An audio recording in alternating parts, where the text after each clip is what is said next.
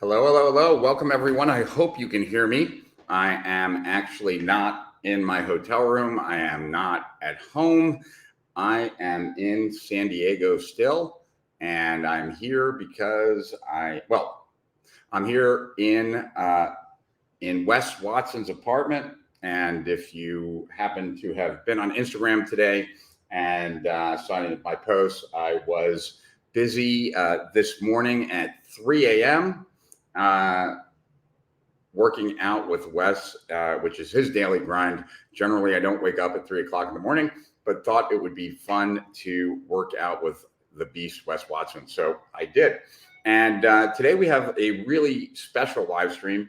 We're going to be talking about branding. We're going to be talking about basically how a couple of different things. We're going to talk about why branding is so important and more important each and every day. And I also, we're going to have a guest we're going to have a guest talk about branding as well. And she really is, she's been an expert for a very long time, but she's kind of reinvented her career and now is very dedicated towards helping women really kind of grow without having to sacrifice who they are.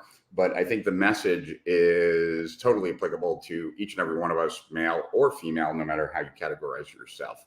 And so my name is Rich Sheffrin, for those of you who don't know me.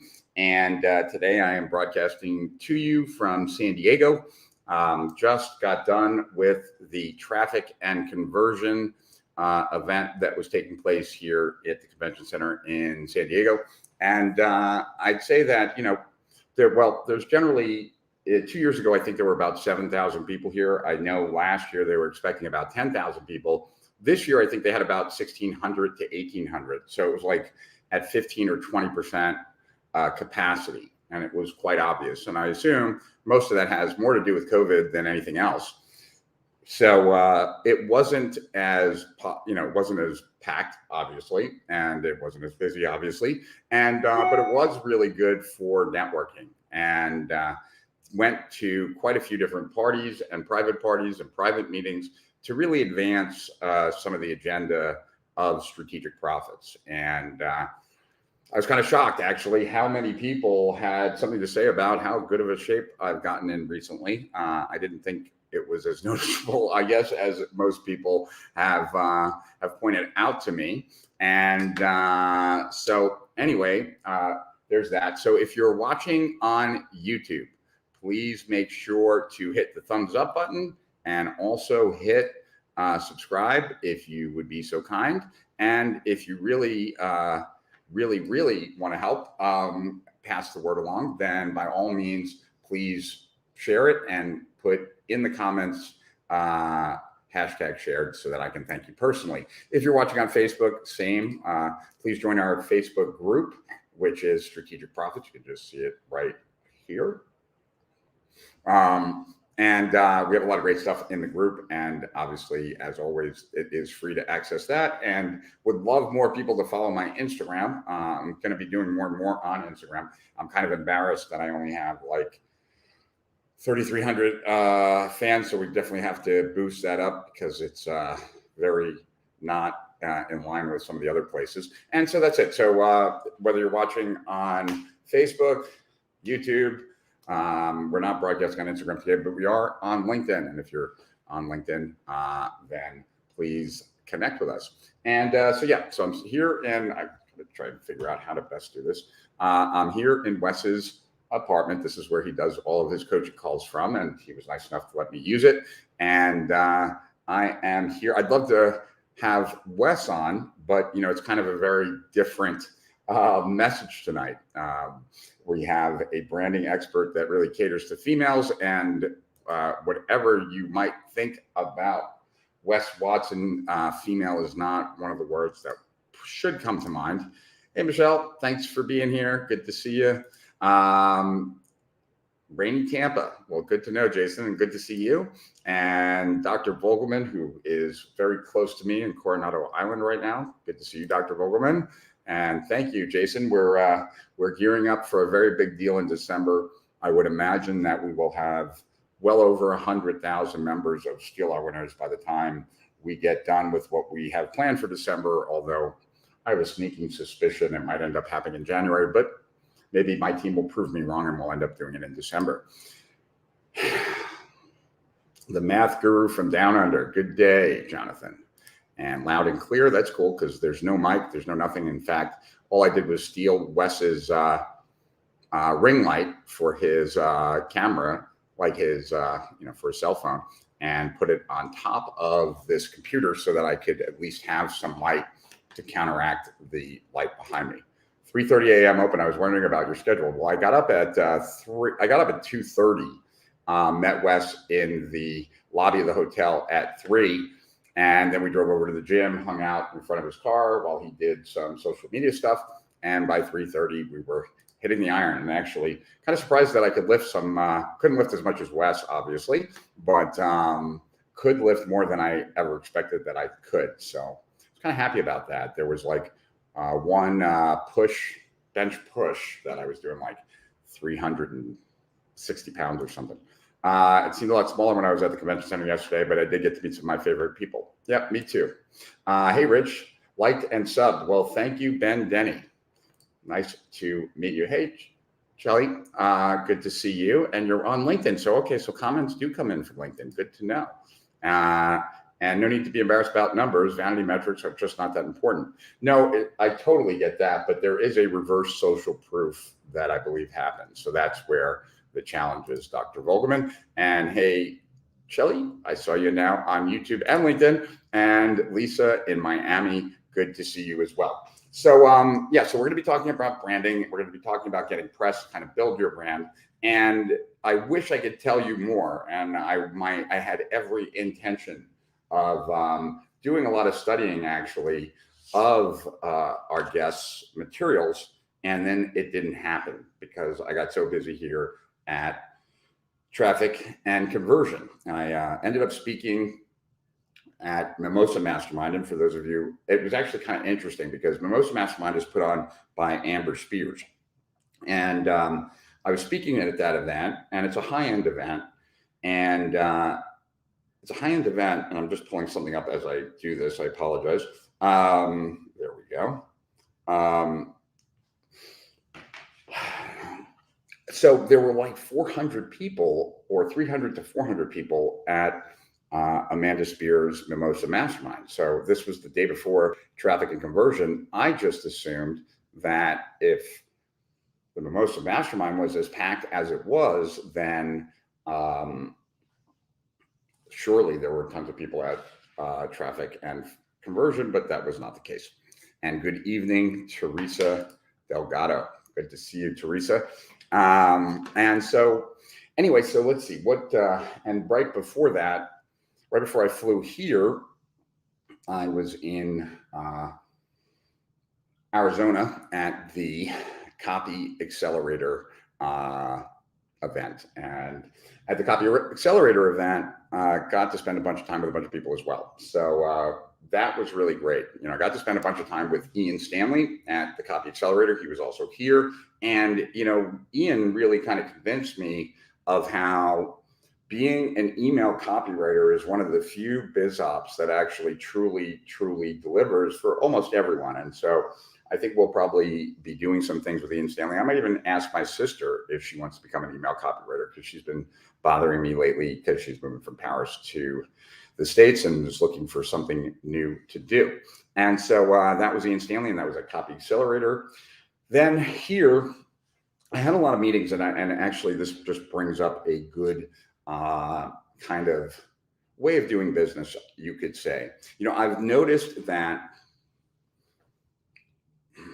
well, I got two different lessons here. I was going to try and combine them. So the first one is that whenever I'm working on something big, something important to me, something that has the potential to be kind of a large project financially, et cetera, then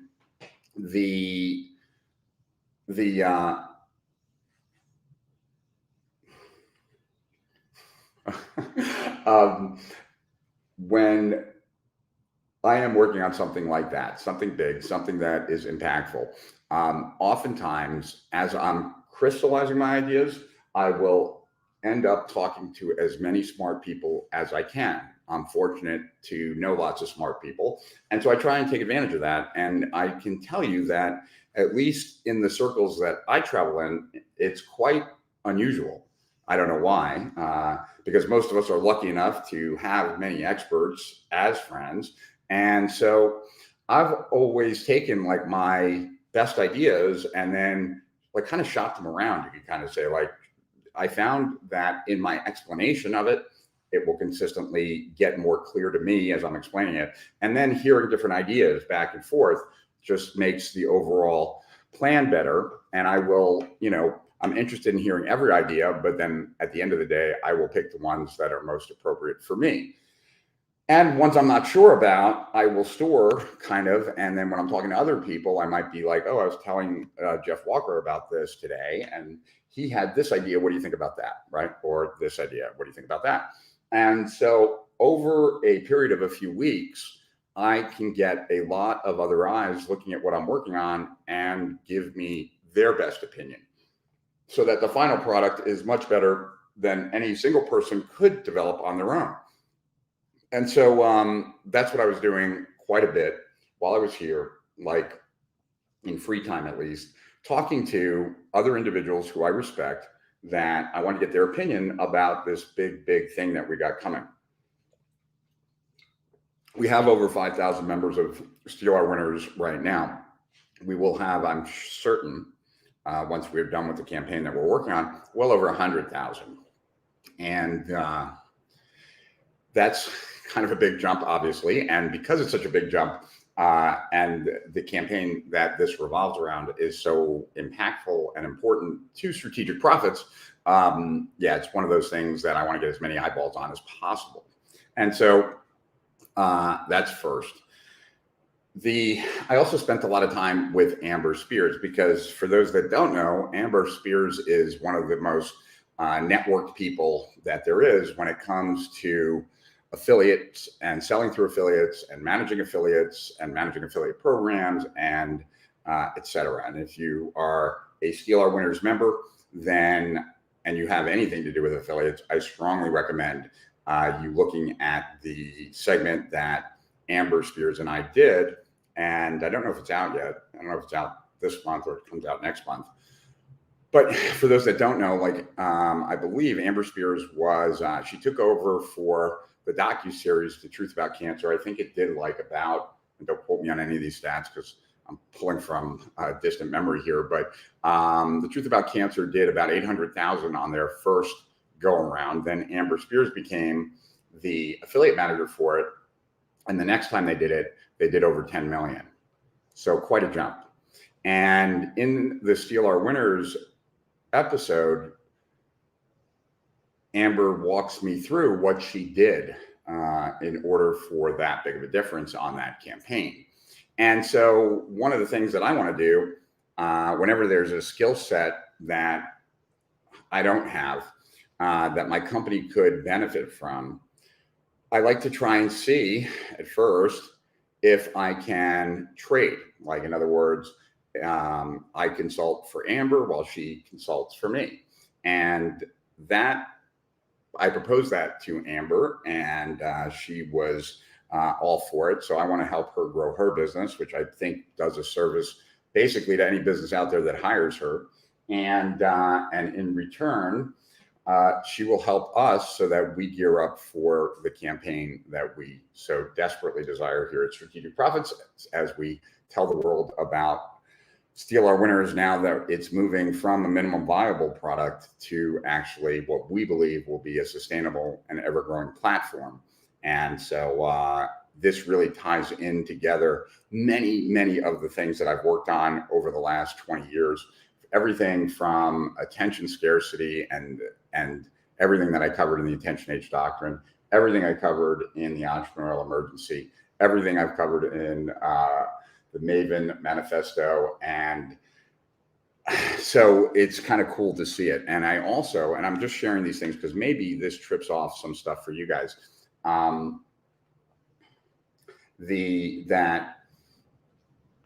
I have now discovered a few things about myself that I didn't know before, right?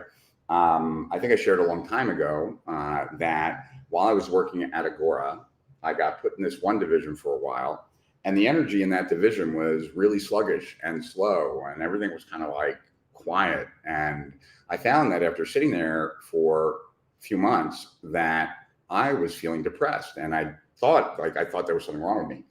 And I then switched to a different division, and while I was working in that division was the opposite of that. There was a frantic amount of activity. Everyone was busy, busy, busy, and there was lots of noise. And I found that the depression that I thought I had just went away completely. And that was a learning lesson for me, because I just did not realize that I was that impacted by the context that surrounds me. And if you're not working in a place that charges you, there's a very good chance that it's not only not charging you, but that it's actually uncharging or decharging or diminishing you. And so that's just something to think about. Now, when I went through my midlife crisis, because I'd achieved all the goals that I had wanted to achieve, and I found myself not happy, and then I didn't know how to get happy. And so I then had no goals for a while. That didn't really help at all. And then I realized that when I feel most alive, it's because I'm in pursuit of something.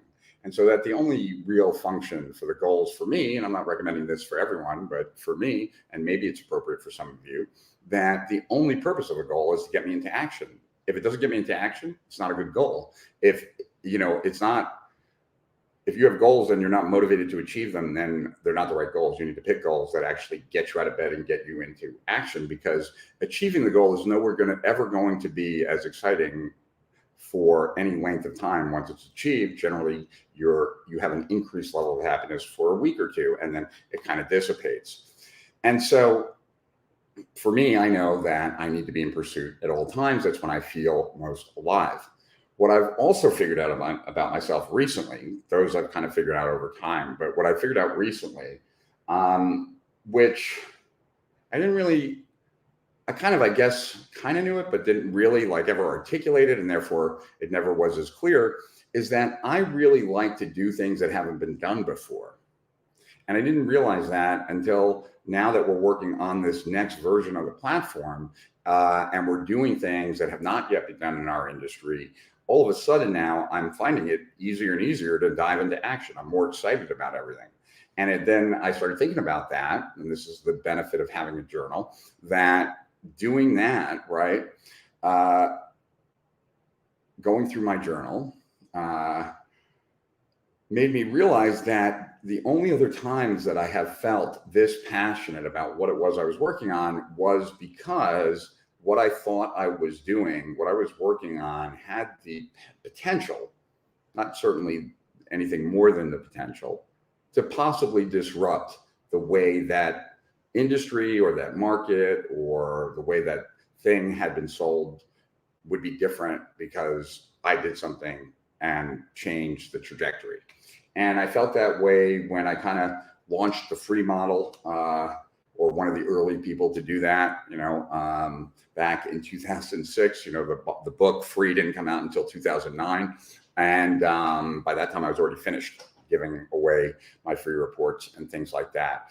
Or when I did the automated webinar, or when we did the live streams, or a lot of things where we had the first e-learning drip platform too. So we've done a lot where we were the first. And on all those times, I was extremely excited because I thought that at least the potential was there to make a dent in the world, kind of make something happen that wouldn't have happened anyway. And which is my favorite definition of leadership for those of you who are interested, that a leader is someone who makes things happen that was not going to happen anyway. Because if it was going to happen anyway, you don't need a leader to take you there. So the only things that a leader is good for is to get the company to a place or to make things happen that were not going to happen anyway. So there you go. So let's see who else we have with us. We have Paula from Colombia. Welcome, Paula. Ben said the TNC Convention Center was huge. Hopefully next year there will be more people. I'm sure there will be a lot more people, Ben. And Renan, hello, Renan. Good to see you. Fascinating to see your LinkedIn Live appearing above your LinkedIn profile pic on mobile. Still waiting for my LinkedIn Live approval. I was very fortunate. Mandy McEwen, a Steal Our Winners guest from quite a while ago, has some pull in LinkedIn, and she helped us kind of make that happen for us. Hey, all, been looking forward to this big time all freaking day. Well, very cool, Trader Robin. Thank you for sharing. And I'm always learning more about myself. I know that I need activity to keep myself on fire. Yeah. And yeah, I think it's also an ADD trait, wanting to do things differently. So it didn't really surprise me, but I didn't realize how dramatic, it is. More than just the pursuit of power. Yep. Innovate to feel great. Rich, why would people go to the platform you're building, and how would you keep people on the platform so you can collect enough data on them? Well, Amit, we're going to be doing a lot of different things. In addition to the things that we plan on doing, I also believe that in this day and age, and I've been talking to a bunch of people about this, that I believe that not only do we have to buy media and acquire customers, right? But we also, I believe, hey, Rhonda Swan is in the background. She's not on camera yet, so she's safe, but she's enjoying some coffee as she sits in Bali. And she's waving to me, but you guys can't see. I see you. Rhonda, just give me a couple minutes. And so totally lost my train of thought, which I tend to do. But I was answering Amit's question. And so my belief is that I think for any platform to thrive these days, they need to suck visitors off of all the other platforms. So I would assume in strategic profits growth plans that I'd say within the next 6 to 9 months, we'll probably have a full-time employee just focused on YouTube and a YouTube channel. We'll probably have a full-time employee just focused on Instagram, and probably YouTube, Instagram, and possibly LinkedIn, although I'm not sure, maybe. Yeah, I don't see why we wouldn't. And it's my belief that we should be advertising. So this is not in lieu of, but I do believe that any good employee who is totally fixated and focused on building out a channel on a platform would very quickly, if they were confident, more than pay for themselves. And it's all trackable, of course. So therefore, we can obviously measure, monitor, and determine whether it's worth it or not. But that would be certainly one of the ways that my intention is to leverage the other platforms. Because when I've asked a lot of people, when I first got online 20 years ago, there were destination sites. And I remember that from my retail days, that we were always trying to make the store a destination. We didn't want just the only people in the store to be people who happened to be walking by. We wanted people to like that was part of their plan to go to this store, right? And so back when I first got online, it was very common for people to have a couple of destination sites, but that was way before social media. That was way before YouTube and Facebook and Snap, and Instagram and every other one. And so nowadays, when I ask people what site do you go to more than any other, or what site are you more likely to be on a daily basis, and I get YouTube more than anything else. And I keep telling people that if you're advertising on Facebook and you're not advertising on YouTube, you're doing yourself this service. It's actually a lot easier these days on YouTube than it is on Facebook. So there you go. So that's one of the things on it. But then we're doing a bunch of other things as well. Another thing that we're doing on it is that it's my intention, and I'm working on the details of it right now, but it's my intention to find some other people like me, as far as other experts that are as connected as I am, but in other areas of online marketing, so that instead of 10 or so new episodes coming out every month, there might be 50. And with, you know, stuff about all different elements of online marketing. And remember that, you know, for those of you who have lifetime, you're set forever, but everyone else that's on any kind of subscription is going to have to, they're going to be subscribed and get credits for their subscription, and then use those credits for whichever Steal Our Winners episodes are most appropriate for them. And there's so much more to explain about it on it, but there are a lot of AI elements built in that we're building, and machine learning that we're building in, that will all make it more valuable to the user. In addition, a lot of gamification, and yeah, we've got a lot of things going on the platform. So great question, Amit. It's something that like, you should be wondering, how the hell are we going to get people to keep coming back? We're going to use every single good idea that we've ever seen. So whether it's AppSumo's deal of the day, we'll probably be doing something like that, or Audible's way of doing daily deals. We'll probably try some of those, but we're going to be trying pretty much everything, and we'll see what works best. Dr. Vogelman, so is impact your most important consideration what you do? Impact from a standpoint of, I love yeah, it's something with impact, but it's not just completely impact.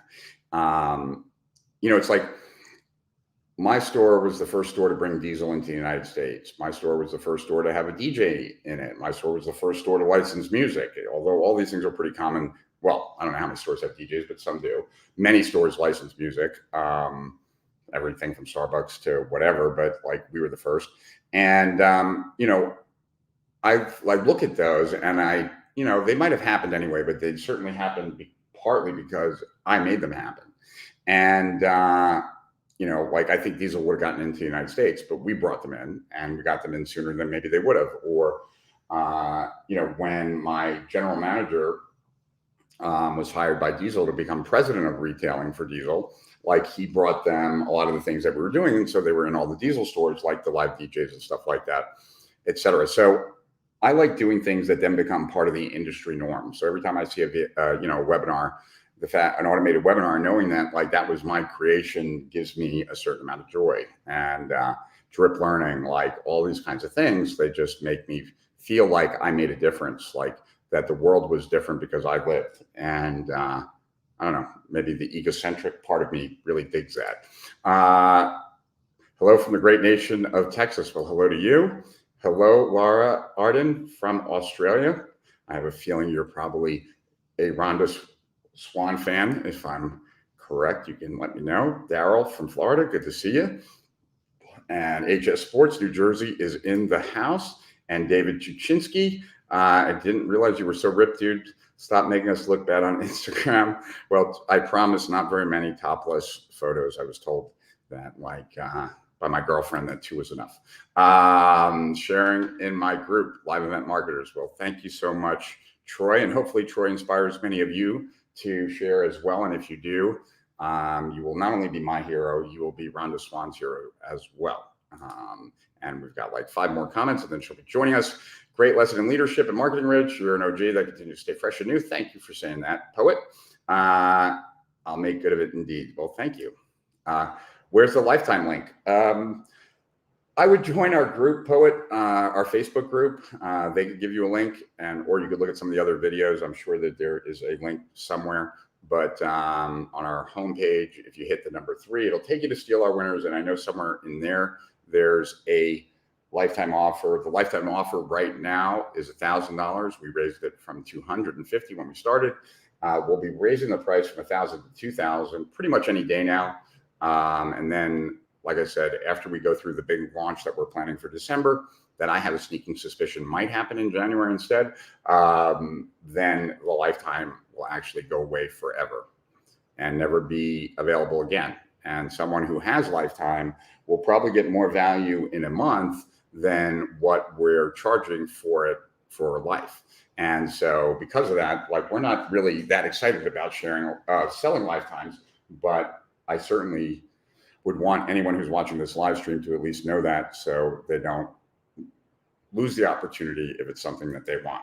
I have lifetime. Well, then anyone who has lifetime is going to thank me. I can assure you of that. Just like anyone who bought the mystery box has thanked me, because like we charged $30 for it, but there was like $5,000 worth of stuff in it. And that list, by the way, has become our best performing list. The people that took me up on the mystery box. I would love to see you connect with some A-list marketers from China. They look like an interesting market for info products. If you know some, Paula, put me in touch. And Jim Brown in San Diego. So you're in my neck of the woods. No, not at all. A little legacy is good for the soul. It's going to be insane when you get the analytics to apply it to optimize AI and able to deliver the best marketing experience for any situation. We're already there. So just so that you know, like on our platform, 3 questions, right? When you set up your account, what role do you play? Are you an entrepreneur, coach, agency owner, consultant, marketer, media buyer, whatever, right?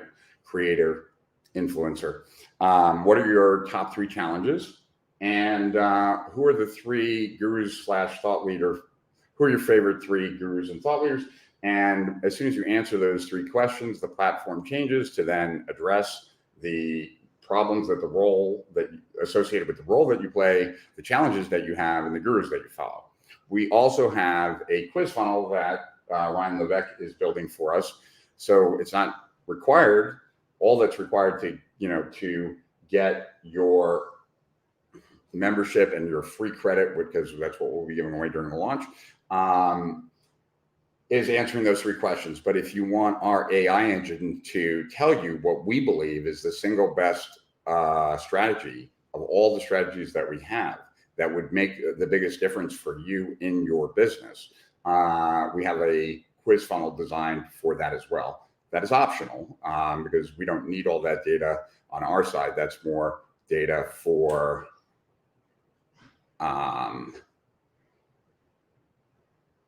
it's not so much for our side. Let me leave it at that. Now, because that would be more to help the visitor actually find what would be best for them.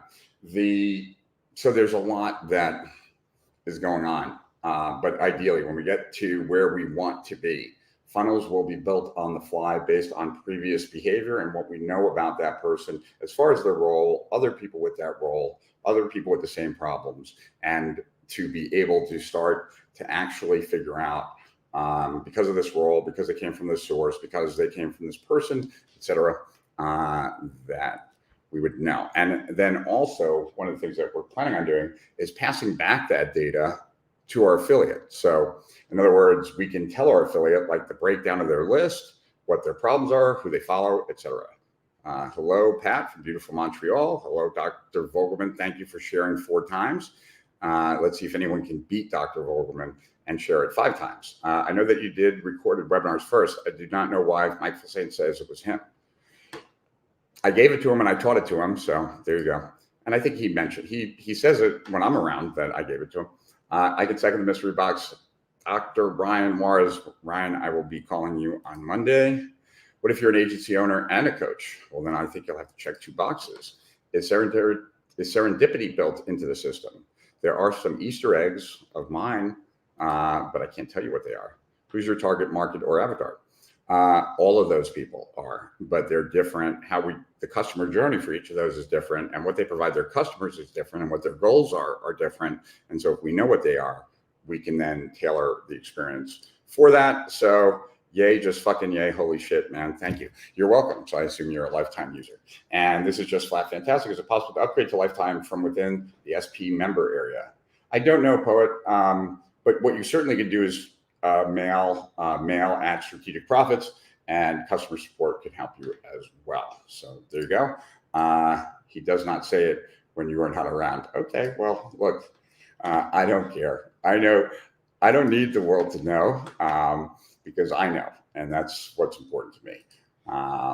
As in any innovation, I don't really care whether anyone knows that, like, I just shared it, but I don't really care, like, if anyone knows about like that we were the first to do this or that or the other. I know, and that's what makes me excited. So there we go. And now I am going to pull in the infamous Rhonda Swan. So are you ready, Rhonda? Give me a heads up if you are. Yeah, okay. And there she is. How are you? I'm good, but I did not. I'm in my friend's apartment here in San Diego, and I had to kind of like travel around to figure out like where I could do this that would not be like a danky little hotel room that like with an unmade bed behind me. And this is pretty nice. Like this is I know, I recognize it. I used to live in San Diego for about 11 years. Yeah. So this is my friend Wes Watson's apartment. He was the shot caller for the white gang in the California State Penitentiary for 10 years. And then he became an influencer on Instagram and then on YouTube. And then we met, and he's gone from like about 15 or 20K a month to about 300K a month. And he's got 2 nice Rolls Royce SUVs, a Lamborghini SUV, and I still don't have a car. Well, I ride a motorbike in Bali, so if that's worth anything. That's pretty cool. That's you got better transportation than I do. I haven't driven a car in like 10 years. And so Wes looks the part, like head to toe tats, and is like 195. He's around the same height, maybe an inch or two taller, and he's 250 or something. And he's solid muscle. Like I have a little bit of fat on me. He's solid muscle. So he is the polar opposite of what you focus on these days. He is the most manly man I know. And you're primarily focusing on women these days. But, you know, I really can't do justice to everything that you've done and everything that you've accomplished, partly because I've been so busy at traffic and conversion and have not had a chance to read all your stuff. Of course, it's all good. I've been running around. So I think it would be great to tell people more about yourself. And but a lot of people were super stoked that we were covering branding today. And so I think we're going to have a really interesting conversation about that. And then whatever else you want to talk about, whatever else you think would be valuable. And then after you introduce yourself, I'd say we might as well talk also about like what you have coming up. This way I can then put a banner below us that has a link to that, and that can just stay on for the rest of the time while we're talking. But I don't really want to put that up until after people know more about you and what you're doing. Yeah, cool. Good to see you. I would say to everyone, Selamat pagi. I live in Bali, Indonesia. I'd like to show you guys around, but the sun is just coming up. Really good to see you, Rich. It's super funny because I wanted to tell you this. I made my first $1 million because of learning about auto webinars from you.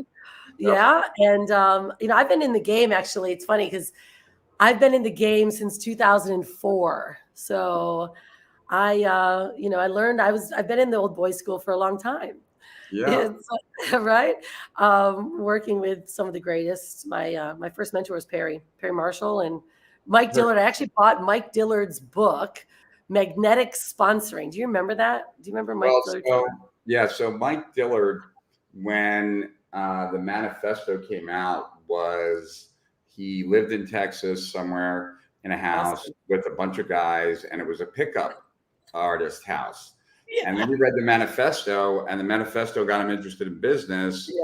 And that's when he decided to turn his pickup artist house into an entrepreneurial house. And he reached out for me for coaching. But by that time, I was already like completely full and couldn't help him. So we talked a few times. I mean, he's a friend of mine now, but yeah, he's one of the few people I didn't coach because actually by the time he got in touch with me. But one thing that's so cool about Mike Dillard, and it's such a small detail, but I truly am one of those people that believes like how you do anything is how you do everything.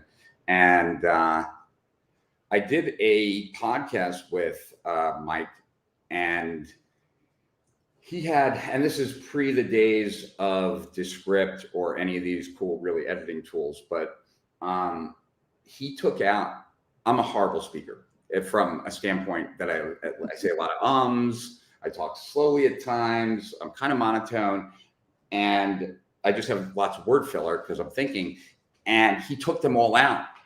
And when I was listening to the podcast, I was like, wow, I've never sounded that good. How did they do that? And when I called him, he's like, "Oh yeah, we edit those." I was like, "Wow, that's just like it's that attention to detail that at least makes a difference." I could hear a difference. I was certainly a lot better to listen to, and he won a lot of respect for me for just doing those small detail things that no one's going to notice, but he notices. Yeah. Well, I tell you though, actually, I would say now more than ever, obviously you have a massive audience. How you are is actually what people love, right? Yeah. So I always tell people, if I screw up, let me screw up, man. It makes me so much more real. We get so flashy on stages and everyone can talk, and it's like when you actually screw up, you become a human. And I think that's what the biggest thing is. But I really appreciate you having me here, Rich. It's really great to be on your show. And so everyone, my name's Rhonda Swan. I'm the CEO and founder of the Unstoppable Branding Agency. So we help experts, CEOs, authors, speakers, and consultants reposition their brand, go from best kept secret to world known expert. And we do that through PR and media mainly. Certainly we work on the overall wholesomeness of someone's brand. However, we mainly focus on PR and media. So we can really position your brand as that expert so that when someone's Googling your name, you are seen. And I know right now, Rich, more than ever, the changes in the marketplace, we have to find ways that our name, who we are, what we do is being highlighted. So that's what I mainly do. That's the mothership of what I do. But my new focus, I'm launching the largest women's online summit that's ever been hosted online in about 10, 12 days. Mm-hmm. It's funny because being in the digital marketing world and space with all the men and learning from the guys, like I can get super deep when it comes to the nerd out stuff. I mean, I love conversions. And speaking of conversions, you might like this. You're talking about your mystery box. Thanks to you. We just added in a mystery box and we are converting at 58%. And we charge $97 for ours. Wow. So physical box. So I wanted to thank you for that. So anyone that's, running your own funnels or doing your own thing, add a mystery box in. And make sure that you over deliver, because if you over deliver to that group, they will be your best. That will be your best list. It has been for us. Yeah. Yeah. I mean, I can already see it. Like, we're giving so we're charging $97 and we're giving them about $10K worth of digital courses, products, and a physical box of their house. So that was a big one. And I don't know did Mars show you my mystery box video by chance? Have you seen it? No. It's kind of a thanks to you. You'll have to watch it because you'll dig it. We kind of mirrored what you guys did. Anyway, so it's good to be here, guys. Like really, I'm hanging out here in Bali, Indonesia, across the world. I think it's pretty cool now. The world is completely shifted. Yeah. I have been digitally completely online for the last 15 years. So I was that past corporate executive running the Western division. I was in San Diego. I worked for GlaxoSmithKline Pharmaceuticals. And I went one day, what am I doing? What am I doing with myself sitting here? And if there's parents in the space, I wasn't a parent at the time, but I witnessed somebody put a 6-week-old baby in daycare. And I went, this is bullshit. Like, are you kidding me? Am I going to do this? Am I going to do this? Like be a representation to women around the world and parents around the world. And I told my husband, listen, I'm quitting my job and I'm going to start working online. And he's a robotics engineer. So he's like, you're crazy. What are you talking about? We need your, income to pay for our house in the top of the hill in La Jolla. We lived right by Kern and Deepak Chopra. And I was like, no. I just watched this video with Steve Jobs. And he said, if you're not going online, if you're not finding a way to do something digitally or online, he didn't call it digital then, online, you're going to miss the boat. And I was like, online? What even is online? Like I had barely just gotten an email, right? Like barely got it. I was like, you know what? I'm going to research it. And that's what I did. I started researching work at home and started working for one of the top affiliate marketing companies in the world. Figured out how to take, but they were affiliate, but they weren't online. No one was selling online, right? It was like the house party kind of deal. Okay. And I figured out how to make a really wonky funnel. Like that's what I know what it is now. Back then it was like a super flat website with pictures. And you probably remember this. Do you remember Audio Acrobat, Rich? You remember Audio? Okay. So that was like the first way to embed a video on a website. And I crushed it. I put my website, I started running Google ads. I was learning from Perry, putting my credit card on my knee, typing in 3-line ads, just killing it. And people were going to this flat website that said it was CEO income, working from home. Don't believe me.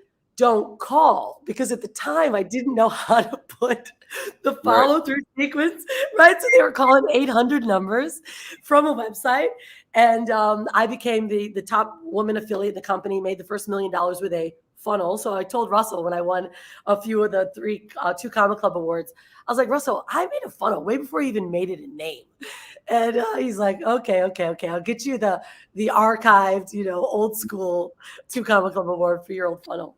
But I don't know if Mars told you, but if he didn't, he likes to tell that story, that I told him like about 1.5 years or 2 years before ClickFunnels that he should start ClickFunnels like that. Oh, is that right? Yeah, I told him that there would be a need for funnels and someone's going to create it. And so we had a long conversation about it. It sticks in Mars' brain because he realizes now that had he done it, he'd probably be in a different place. Yeah, he's making up for it. Yeah, I've known Mars and Michelle for about 10 years or so. Gotcha. So they used to run my stages I used to speak on. But yeah, that's my gig. I mean, I've done all the. How did you get into all this? Not the online stuff, but even the PR offline. Was that was that right out of college, or did you do a bunch of other things first, or? No, I mean, I got my MBA and went and started working for GlaxoSmithKline. I was with them for about 10 years. Worked with, biggest and the best in marketing. And then when I quit, I was like, okay, I got to really start, tapping in. So once I started learning how to sell things digitally, I realized that I needed to not be a widget. Right. And so, because there was people that were starting to come online, like, how do I differentiate myself? I love what you said earlier about the uniqueness, right? Is it mission or impact? It's like, well, you got to do something super unique to get their attention. And that's what I started to do. And so the reason why I became the top affiliate marketer and the top affiliate of the whole companies, all the companies that I work for, is because I just became really unique. I started to actually build a brand, tell the story. And from that, I then started building my agency and building our company about 10 years ago, and started teaching those how to actually build online businesses, how to build a brand. And it started with affiliate marketers. So I was like, look, this is the deal. You love your affiliate companies. However, everyone's going to start marketing the same way. So if you actually start putting your brand and your story and you in front, and then put kind of a wedge between the company, if you will, then it doesn't matter what happens, whatever offer you sell, whatever you do, they're going to trust you. And so that's what really picked up steam. And so I started just teaching thousands of people how to do it. We've, helped people make millions and millions of dollars. And then 4 years ago, I saw a big gap in the marketplace because everyone's been on, social media, Facebook ads, like we run them, Instagram ads, we run them, we do all of it. However, I was interviewed in Forbes magazine for top women making 7 figures, building a company. 80% of my company's, female driven and ran. And so they wanted to tell that story. So I get in the first Forbes article, and it was digital, right? So before, everyone was just thinking, the best form of marketing is, or being in a publication is being in print. I'm like, no, this is a link. This is a website for me. And so I started using it and really heavily leveraging that article. And because it was third-party validation, someone else was telling my story, I got over 8,000 leads just from the article. And so it tuned me in to say, okay, if I've done this, how can I actually help my clients do it? And so the last 4 years, I've just been dedicating creating the relationships with these top tier publications and helping our clients get their story out there. And really, you and I were chatting about this yesterday. It's like more so changing the narrative, right? Getting someone's story into the masses. And when you have third-party validation like Forbes magazine, Inc. magazine, Entrepreneur magazine, Vogue, GQ, all of those, I think you were in Wall Street Journal, right? If somebody sees you there, that's where the third-party validation steps in. And it took over for me where testimonials were our biggest, verifier, right? Okay. We using testimonials from clients. This became like the juiced up version of a testimonial. If I can say, look, this guy says this about me, I've helped them make a lot of money. However, Forbes magazine also just did a feature on me. And so that's when we really started to change things and started to lean more so towards helping the clients get into PR and media and getting their them as the brand. I think it was what's his name again? Tom, was it Tom something? His name just dropped me when he got into to Fast Company. It was like probably 12, 15 years ago. And he said, you are brand you, right? Anything you do. Oh, Tom Peters. Tom Peters. There you go. There you go. You're brand you. And so I said, cool. If we can do it that way, any market and any person, people want people. They don't want companies. They don't necessarily want products. And the way the market's moving now, they want to see a human behind it. You know, everyone's online now. So our human base has to be out front. However, the competition now is even more fierce than it was for you and I just even 2-3 years ago, you know? No doubt. And so we're really talking about, for the most part, right, a personal brand. Yeah, well, yes.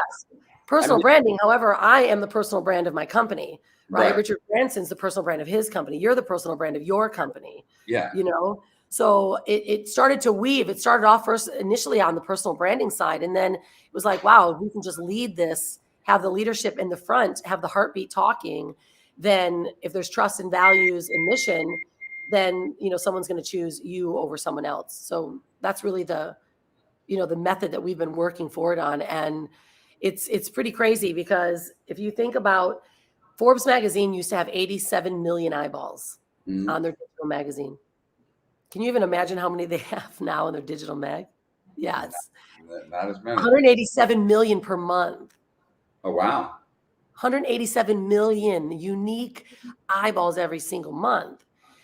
Their print is, I mean, I'm not going to say this publicly, you know, but their print is obviously going obsolete. You know, no one's walking through airports anymore like they were and buying bookstores. Yeah. So there's a lot more competition digitally. However, if you're in a top tier publication, now you've got eyeballs that are looking for the right stories. They want to be inspired. And so that's what we're doing. Got it. And like,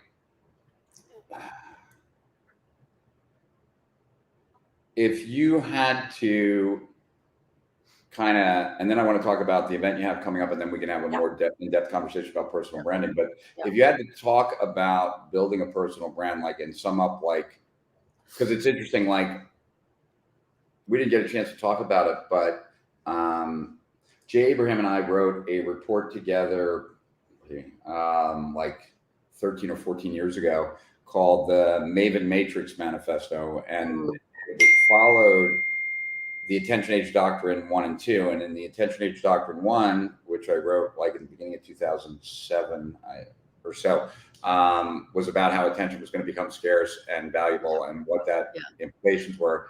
And then the Attention Age Doctrine 2 is like, I now figured out where people's attention is going to go and what other issues there are. And so I talked about the rise of social media. At that time, it was called Web 2.0, but, you know, and like tools like Twitter. And I said that, like, the implications of this are quite dramatic, that, that, you know, prospects are no longer going to be a target. They're going to be your best channel. And what then, like, how do you leverage prospects, not customers, but prospects?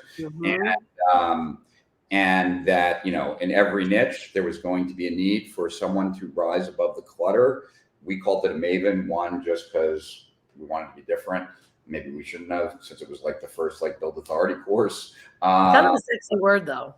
Yeah, but it was based on the idea that there's always a Maven in the community. They're not necessarily the biggest expert, but they know who is and every like kind of thing. Jewish kind of Yiddish kind of word, I think. And so when the idea is that so we wrote a report together where, like, since I had been behind more names online than anyone else, and he had been behind more names offline than anyone else, we wanted to see like what we did to build personalities, and then we shared a bunch of strategies, and then we taught a live event where it was me, Jay, and Gary Vaynerchuk, and this is, you know, way before Gary was the Gary V of today. This was when he was still running his liquor store. So you can take credit for that one too. Right, you and I, we got Gary. Like, come on, we got to give Rich some. I mean, Perry Marshall. I've helped him in his business, although he's helped me in mine too. But you're aging really well, then, Rich. I'm just saying. I mean, you know, I had to teach him pruning. That every couple of years you got to prune your business. got to cut away the debt to then free up resources for new initiatives. But like with Jay and I, right, like where we focus, and so I'm wondering, like, you focus in the same place or if you have a different kind of thing. I was looking at, because I was really kind of the person gearing the research and doing most of the writing, that we were really looking at all the different things that we do to kind of create some mental real estate inside the minds of our prospects and our customers. So like, it's not a coincidence that we know the origin story for, you know, Steve Jobs or Bill Gates or Oprah Winfrey or any of these people. We didn't just hear it once, we heard it over and over again. That's why we know it. Yep. You know, they still use the report that we wrote at Agora, like for positioning gurus, because like one time when I came in and I showed them the report and then I like showed them their stuff, I was showing them that like every email is written exactly the same. Like you don't know which guru is which, right? And Agora is a guru-based business, but what the founders of Agora figured out pretty soon is that like it's easier to grow a personal brand than it is a business brand. But a personal brand around one individual is not very wealth building. It's cash flow building in a very significant way.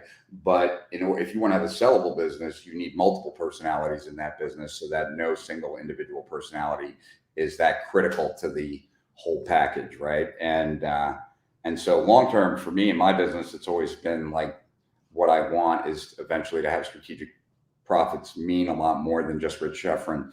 We're not there yet, but we'll get there one day. And but what about for you? Like, is it just about like, is it the same, or you know, yeah, I mean, obviously we have to look at where, you know, where are we starting, right? Where are they at? So we always start with, when you started, you were Rich Sheffrin, right? And that's the umbrella of the brand, right? So you start with the umbrella, and then we start to create multi-tier levels of a brand, which is Rich Sheffrin starts to be the umbrella, if you will, and then underneath, strategic profits. Underneath is, you know, the different offers or books or things that you do, and then from there, what happens? Each of them come into becoming their own umbrella, right? And so I think when it's really important for you to look at, where am I at, you know? And I typically ask all of our clients, in fact, we use you know, more on the psychology and the awareness scale of where someone's at as well. Like most people, when they're starting to build their brand, or let's say they're starting a new project, they usually ask, well, maybe I'll ask you, and I'm not putting you on the chop block, but let me ask you, like,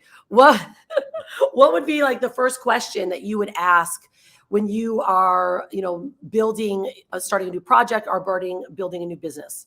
Like, what is the first question that you would ask someone when they're building a project or a business, and how do I market it? The very first question, and I would generally start with this. I would say, like, I'd ask them what the big promise is and what's going to be different for the person who buys it, like after it's happened, right? And then that will very much quickly kind of lead to, well, who's the buyer, and then other things. But I find that sometimes that first question, like, what's the big promise, like, is not so big, and it's not so much of a promise. But I like to start there. What I was going to say though is that, like, I found, because like I've had to build, like, you know, a bunch of gurus like over the years, right? Mm-hmm. And where I always got the best information, like, this is like a pro tip. I always got the best information of like to use to then build out the guru, male or female, was their spouse. And I'm like, tell me all the things that would make you say, like, if we were interviewing Kim, you know, my girlfriend, I shouldn't be there. And the question that starts that interview is, tell me all the things that Rich does that you or anyone close to Rich would say that's so Rich. Because like, those things are not necessarily what I might display in my day-to-day business, but it's who I am, right?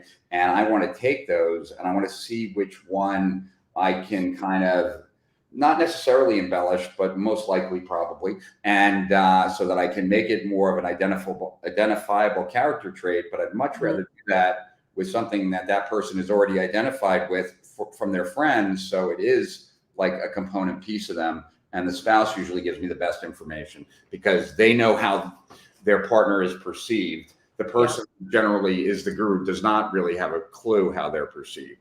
You know, it's kind of funny. Yeah. Like I was at Traffic and Conversion, like, you know, I don't know how many people know me and how many people don't. And it's not really anything that I concern myself with. I generally don't wear a name badge. I don't want, like, you know, if you know who I am, you come over to me, I'm going to be very helpful and try and answer any questions. But if you don't know me, I prefer you don't come over to me and ask me questions. And, you know, Kim was, so we were in the IM party, which is always the first night of Traffic and Conversion. And it's put on by David Gonzalez, who bought my How to Turn Around Your Hypnosis Center product, my very first info product, like 20 some odd years ago, for 10 grand. And so I go way back with him. But anyway, I was at the IM party and I was walking across the dance floor because we were going to the other side, and Kim was behind me. And Kim's been my girlfriend for 10 years. We've been to lots of events. But for some reason, like, she was really surprised at how many young people recognized me. I didn't even know that they recognized me. I just was walking by, but she was behind me and she was watching people see me and then talk to their friends and point.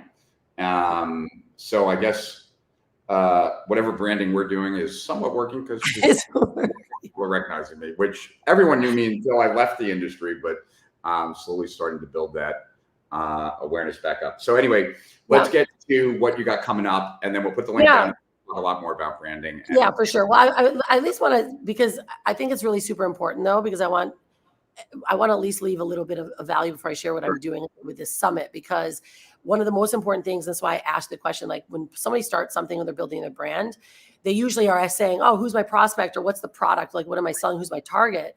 However, I want everyone to think about this. You want to actually ask yourself, what do they know? Like, where's their awareness scale at? Because I think this is something big that most people don't think about, Rich. And it's vitally important right now, because if we're building a brand, a persona, an offer, a message, copy, and we're only thinking about what we want to sell them, then we're going to miss out. And most people, we look at, I don't know if you read the book, Great Leads by Madison and Fords.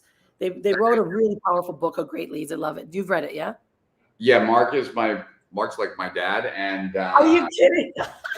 Yeah, that's why. Okay, well, I've leveraged this, and I think most people miss it. It's one of the biggest when it comes to building your brand, or even thinking about what you're doing before you even start. And it's where they are at the awareness scale. Like, where's your message going to land? Where you're going to even start? So, like, if you were to look at a scale, everyone visualize a scale. The top of the scale is they're fully ready. At the bottom of the scale, they're not ready at all.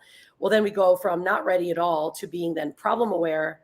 Then from being problem aware to solution aware, and then to product aware, and we're fully aware. And what I see mostly when marketers, especially, they come to us, or I can see their copy, and you're saying people are cookie cuttering all this copy because they literally have no idea what the awareness scale of the audience is at all. So if you're talking at someone being about your product, but they're not even problem aware, we're now missing it. So when someone gets really clear on what their brand is and how they want to offer it or present themselves to their marketplace, understanding that awareness scale is where, you know, we see not only conversions go up, but more of that attention scale comes forward. And that's what makes the personal brand so much easier to hear. It makes the message easier, or it also makes the story even better to digest, because the moment you break open their awareness that you know that they have that problem, and then you become the solution and the product, boom, now they're fully aware. So we're just working up the psychological awareness scale to get people to that point to saying yes. And I think that's where a lot of marketers, in the past, I was just going for sales. Like, this is my features, the benefits, and I was losing a lot of the market.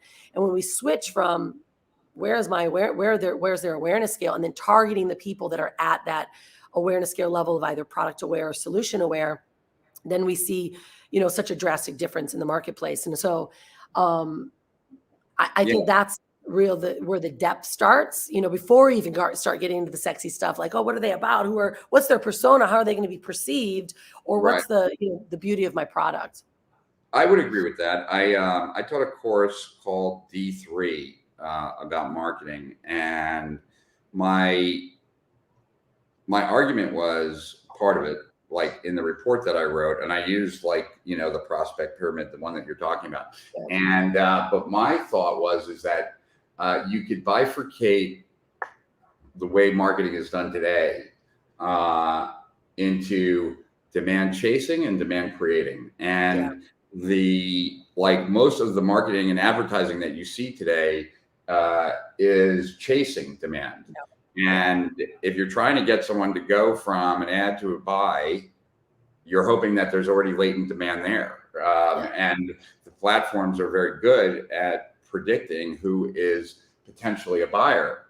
But that's not marketing, really. Marketing is really should precede that. And so, in the old days before the internet, the only companies that really spent a lot on marketing and really building the beliefs and helping your prospect value your product were done only by the big companies for the most part, because that's what it took. You couldn't cluster and you couldn't target anywhere near like you can today. And so I feel like most people don't really know what it means to create demand or to market in a way that builds a belief set, so that when someone kind of moves out of status quo bias and decides to take action on whatever problem it is that they've had, that they go in the direction of your solution because your marketing has already built those beliefs in place, right? And then I guess on the personal branding side, you've already, at the end of the day, the way I had this bonus once for a Dan Kennedy product, and the bonus was a series of videos, like it was 4, and it was called the Expert to Guru series, and it was get paid for who you are, not what you do, right? And that really, I guess, in essence, is what a personal brand is all about in certain ways. Like, my value is more about who I am than anything I do specifically. And, it's very hard to charge the rates that I charge based on what I'm doing, but it's not hard to do it based on who I am. And so anyway, let's talk about the summit first. And I'll put the link up, and then we can talk about anything. We'll reloop it. So it's kind of crazy. I've been the bro marketer, in that space, and I'll be completely honest. I actually had a major revelation that happened for me. I had a near death experience a couple months ago. Got severely infected, had to go in the hospital, like literally almost didn't wake up. And they said if I didn't catch it in 3 hours, I wasn't going to wake up. And so here I've been, navigating, building massive empires, kind of running the show, teaching men and women, how to brand and build themselves. And I had this revelation that being a female marketer in this space, there was a gap. Like it wasn't a revelation. I was like literally greeted and slammed by, you can call it airy fairy, hokey pokey, but it was like, listen, sister, you need to step up and use your voice, and you need to show women really how to use their voice and how to get in front and how to make more money than the men, and how to do it in a sexy, feminine, masculine, blended way. Because I've been navigating heavily in my masculine for so many years, and nothing wrong with it. Men do the same, and women do, both opposite, masculine and feminine. However, what happened is that I saw that there's not really as much of a space for women, business owners, entrepreneurs, or marketers that can really showcase their wares and not have to figure out all the details, because I think I'm one of the anomalies. There's a lot of women out there that are gurus and they're amazing, and we can just totally talk about the stuff that we know. However, most women entrepreneurs, they only get so high. Their ceiling stops, because when it comes into the digital marketing side or comes into the technical, the conversions, the funnels, all that stuff, they either get lost or they just don't have the capacity. They don't have the money to invest in it, and they just don't want to do it because they lead with their mission, which we all should be doing, right? We lead with our mission. We lead with what we know. And sometimes the marketing side gets left out. And so I'm like, gosh, I need to change that. I need to actually show up and be someone that can support that. So I don't have any extra time in my day. However, it just became that I needed to put this massive summit together, 44 speakers, 8 celebrities, musicians together within a 2-month period, and create a space for women to share their stories, share their wild stories, share their entrepreneur journey, and teach other women how they've done it, and to show them that there are so many more women that are succeeding at massive levels than having them blended in with the dude marketers. And so I launched a book, hit 21 best-selling categories. We're going to work to hit New York Times bestseller, called Women Gone Wild. Mm-hmm. And so I'm like, well, this probably should be the Women Gone Wild Summit. Mm-hmm. And so it launches on the 28th of September. Mm-hmm. And we are creating the biggest platform for women to show what they do, to showcase what they do, and to really thrive. And I, knowing what I know and having the support system that I have and the people that I have, we're going to build out a way for them to leverage what they're doing and to showcase who they are, and to build out the back end, the funnels and all of that. That's all built into the network that we've got. So I want to be, actually, also for the male marketers, I want to be the woman, we are the woman marketer that actually knows how to market to women. Because I think that's something that the guys miss a bit, like. I know that I certainly do. Right. And I know how to do it. It's like, most people wouldn't guess this about me, I would imagine, but my friends know this about me. Like, I tend to have a much more feminine energy, actually. Like, my ex-wife, my girlfriend, like, they have much more masculine energy. And, but my audience skews crazy male. And, my YouTube channel varies from, like, in a great month, 10% female, in a not so great month, 2% female. And when I see 2% female, I'm like, I don't think I could create a channel that had less than that. Like, even if I did a channel just on, like, man caves, I know some women would be interested in that. So, so apparently I do, not intentionally, obviously, but I do a lot to repel women, and Well, all right. So this is kind of where it came from for me. Therapy session, like, so I don't want to make it all about me today. But if I'm all ears. But yeah. All right. So let me just give you an idea, because this is what came up for me, right? Like, women love experiences. We like environments, So I use Neiman Marcus as probably one of the best examples. Neiman Marcus is sexy. It's classy. It creates an experience. Like, if I don't go shopping now there because I live in Bali, Indonesia. We don't even have a Target, right? But however, if you go into that space and the experience, it's kind of like that white glove, that treatment, right? They get champagne when you go shopping for shoes. I spend 10 grand when I go back to the States just on freaking shoes, because it's the experience. And I think that's where we're missing the boat a bit, right? The copy is a bit tight. It's hard. Like, my Instagram channel grew to over 450,000, within like 6 months, because I realized, like, wait a minute, I'm talking marketing talk. Women don't want that.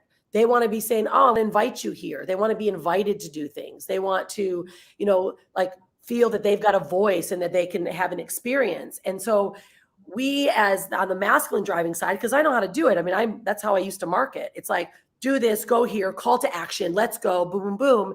Women don't really want that. They want to feel it, right? They want to feel emotionally what this product is going to do for them. And it's not just because it's going to create conversions. They want to know that with conversions is going to give them a bigger and better life for their family, so that they can spend more time with their kids. They can do all these things. Women want that, because we will buy something that'll teach us the strategies, as long as I can see what the outcome is. And we miss that a lot in our, masculine driving marketing. And so this is where I know the shift is going to take place, and why I want to put this summit together, because my partner is actually Diana Wentworth, who's Chicken Soup for the Soul, co-author of Chicken Soup. They sold 500 million copies of the book. We're filling the next 4 series of the book, Wild, Intuition, Wealth, Intuition, Leadership, and Diversity. Okay. So that's what Wild means. And I was speaking with Diana about this. I'm like, Diana, here's this, she's 82 years old. She's, been part of the largest book selling in the world. And she's like, we have to create the experience, right? These books this next book, Wealth, like, filled literally immediately, because we were talking about the story of other women, other women's entrepreneur journeys, the rise, the falls, and then the elation, right? And that's what Chicken Soup did so well. That's why they've been the biggest selling book, because they were just telling people stories. I've read them, and when I used to read them in my masculine self, I'm like, these are like, blah, blah. But then I got to remember, the masses are what's reading it. The women are buyers. Women are buying more than men.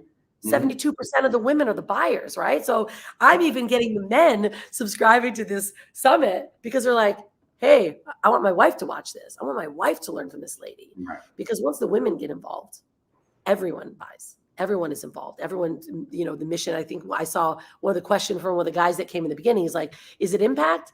Hell yeah, it's impact, right?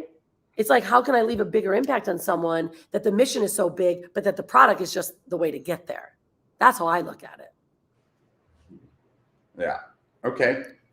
And so what's the goal of the actual summit? Like, what would we do for someone who kind of goes through the entire process?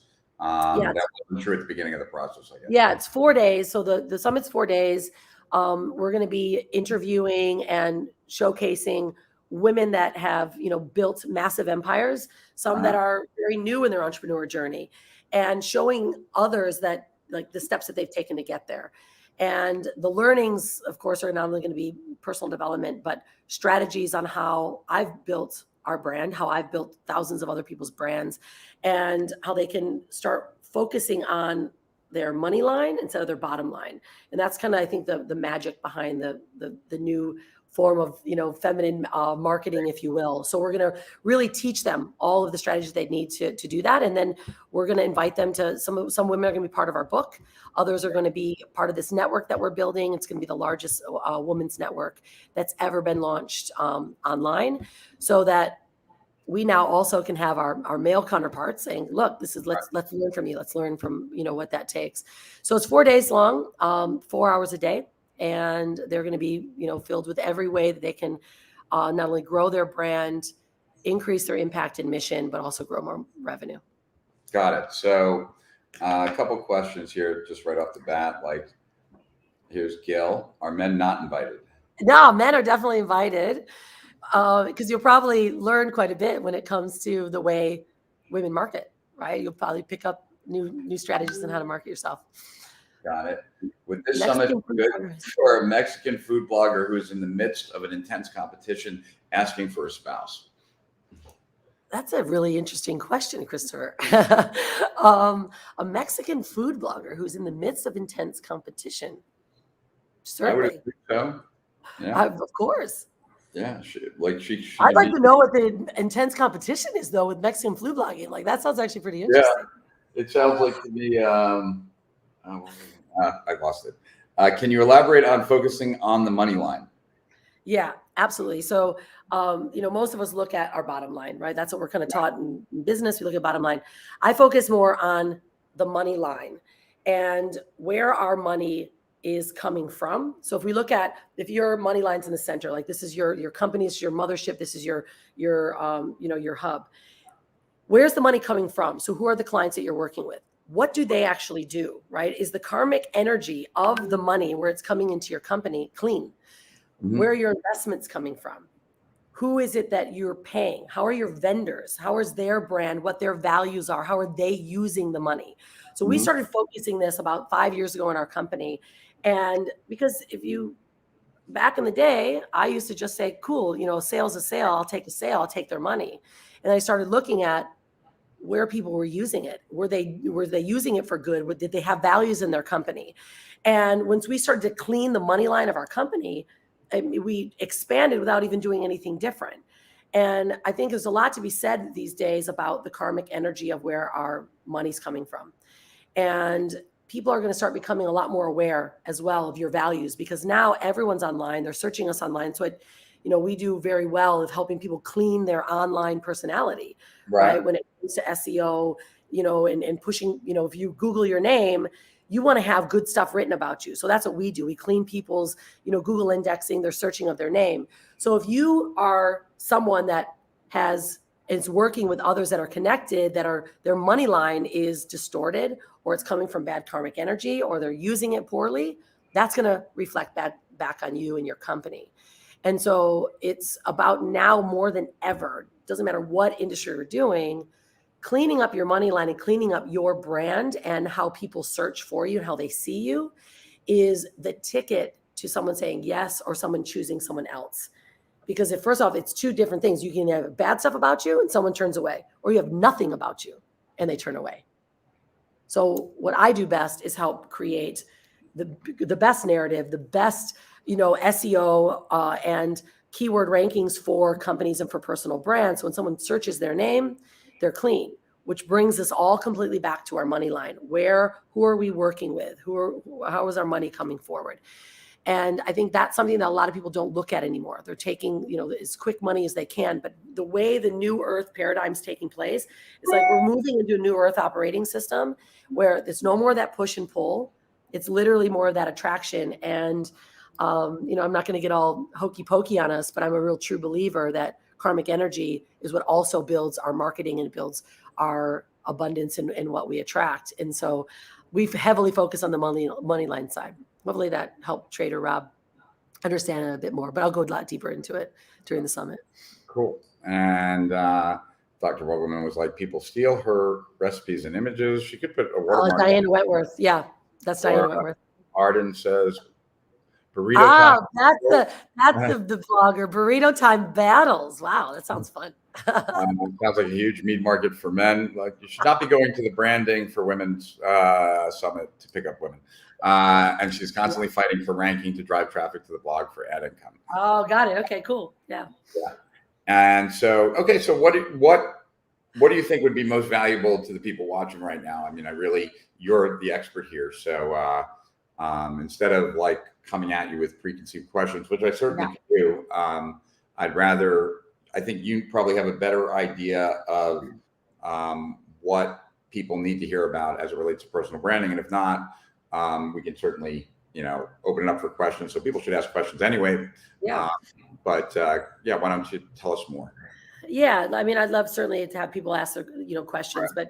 But I think what the biggest and the best focus for people is to ask yourself, or do it yourself. What happens when you Google your name? I actually didn't Google your name, Rich. We could do that. What do you see? Right? What do you see when you Google your name? This is the number one thing that every single one of us need to do. And I want you to look at a few things. So let's virtually see Google, right? Well, you could do it right now. Google your name, and there's an all tab and there's a news tab. Okay, that's underneath our Google search bar. When you type in under all, you should see all the things that are about you. It's your socials, your websites, everything that's, that you've got. But under the news tab is what shows that you are newsworthy. Okay. This is what shows who's talking about you, what, let's say, publications, what news. This is now becoming the stamp for credibility, validation, and decision-making. Got it. Okay, that's number one. Second is when you look on the right-hand side of Googling your name, what do you see? Do you see what's called a Google Knowledge Panel? I should have checked yours, Rich. I'm going to pull mine up real quick. Hold on. Okay, cool. Because I think you probably have one from all the books you've done. However, if you don't, it's because of your SEO is not straight. Right. So here, let's see here. I'll put this and then hold on. I got to go here. No, that's that. Right. I got to go there. There we go. And do window. Cancel. And one more time. Share. Find Rich's personal world. Window. Tab. There we go. Share. All right. Okay, cool. Nice. And I got to go like this for 1 second just so I can see what's being shared. Whoops. Okay. Yeah. There we go. Okay. And okay. Let me get rid of Dr. Vogelman here. All right. And I'm just going to make my screen a little bit smaller so that I can see both. And then this way you can tell me what to do if you want me to scroll down. Okay, this is good. All right, this is really good. Of course, I would assume that you had one. That's why I didn't really check it. Okay, so Rich, he Googles his name, right? Every one of you need to do this. Okay, on the left-hand side, that's all. So if you scroll down, you're going to see strategic profits, all of your socials, everything, right, that you've created, LinkedIn, YouTube, right? That's all your stuff, right? So that's where most people stop. They're like, oh, cool. So look at all my stuff. Everyone's going to search for me and they can see me. When you, I want you to now tap on the news tab. There's probably no news. Let's see. All right, yeah, there's very little. Okay, so let's take a look at any of these and this is just looking at front face stuff, right? So there's nothing being spoken to you about you, okay?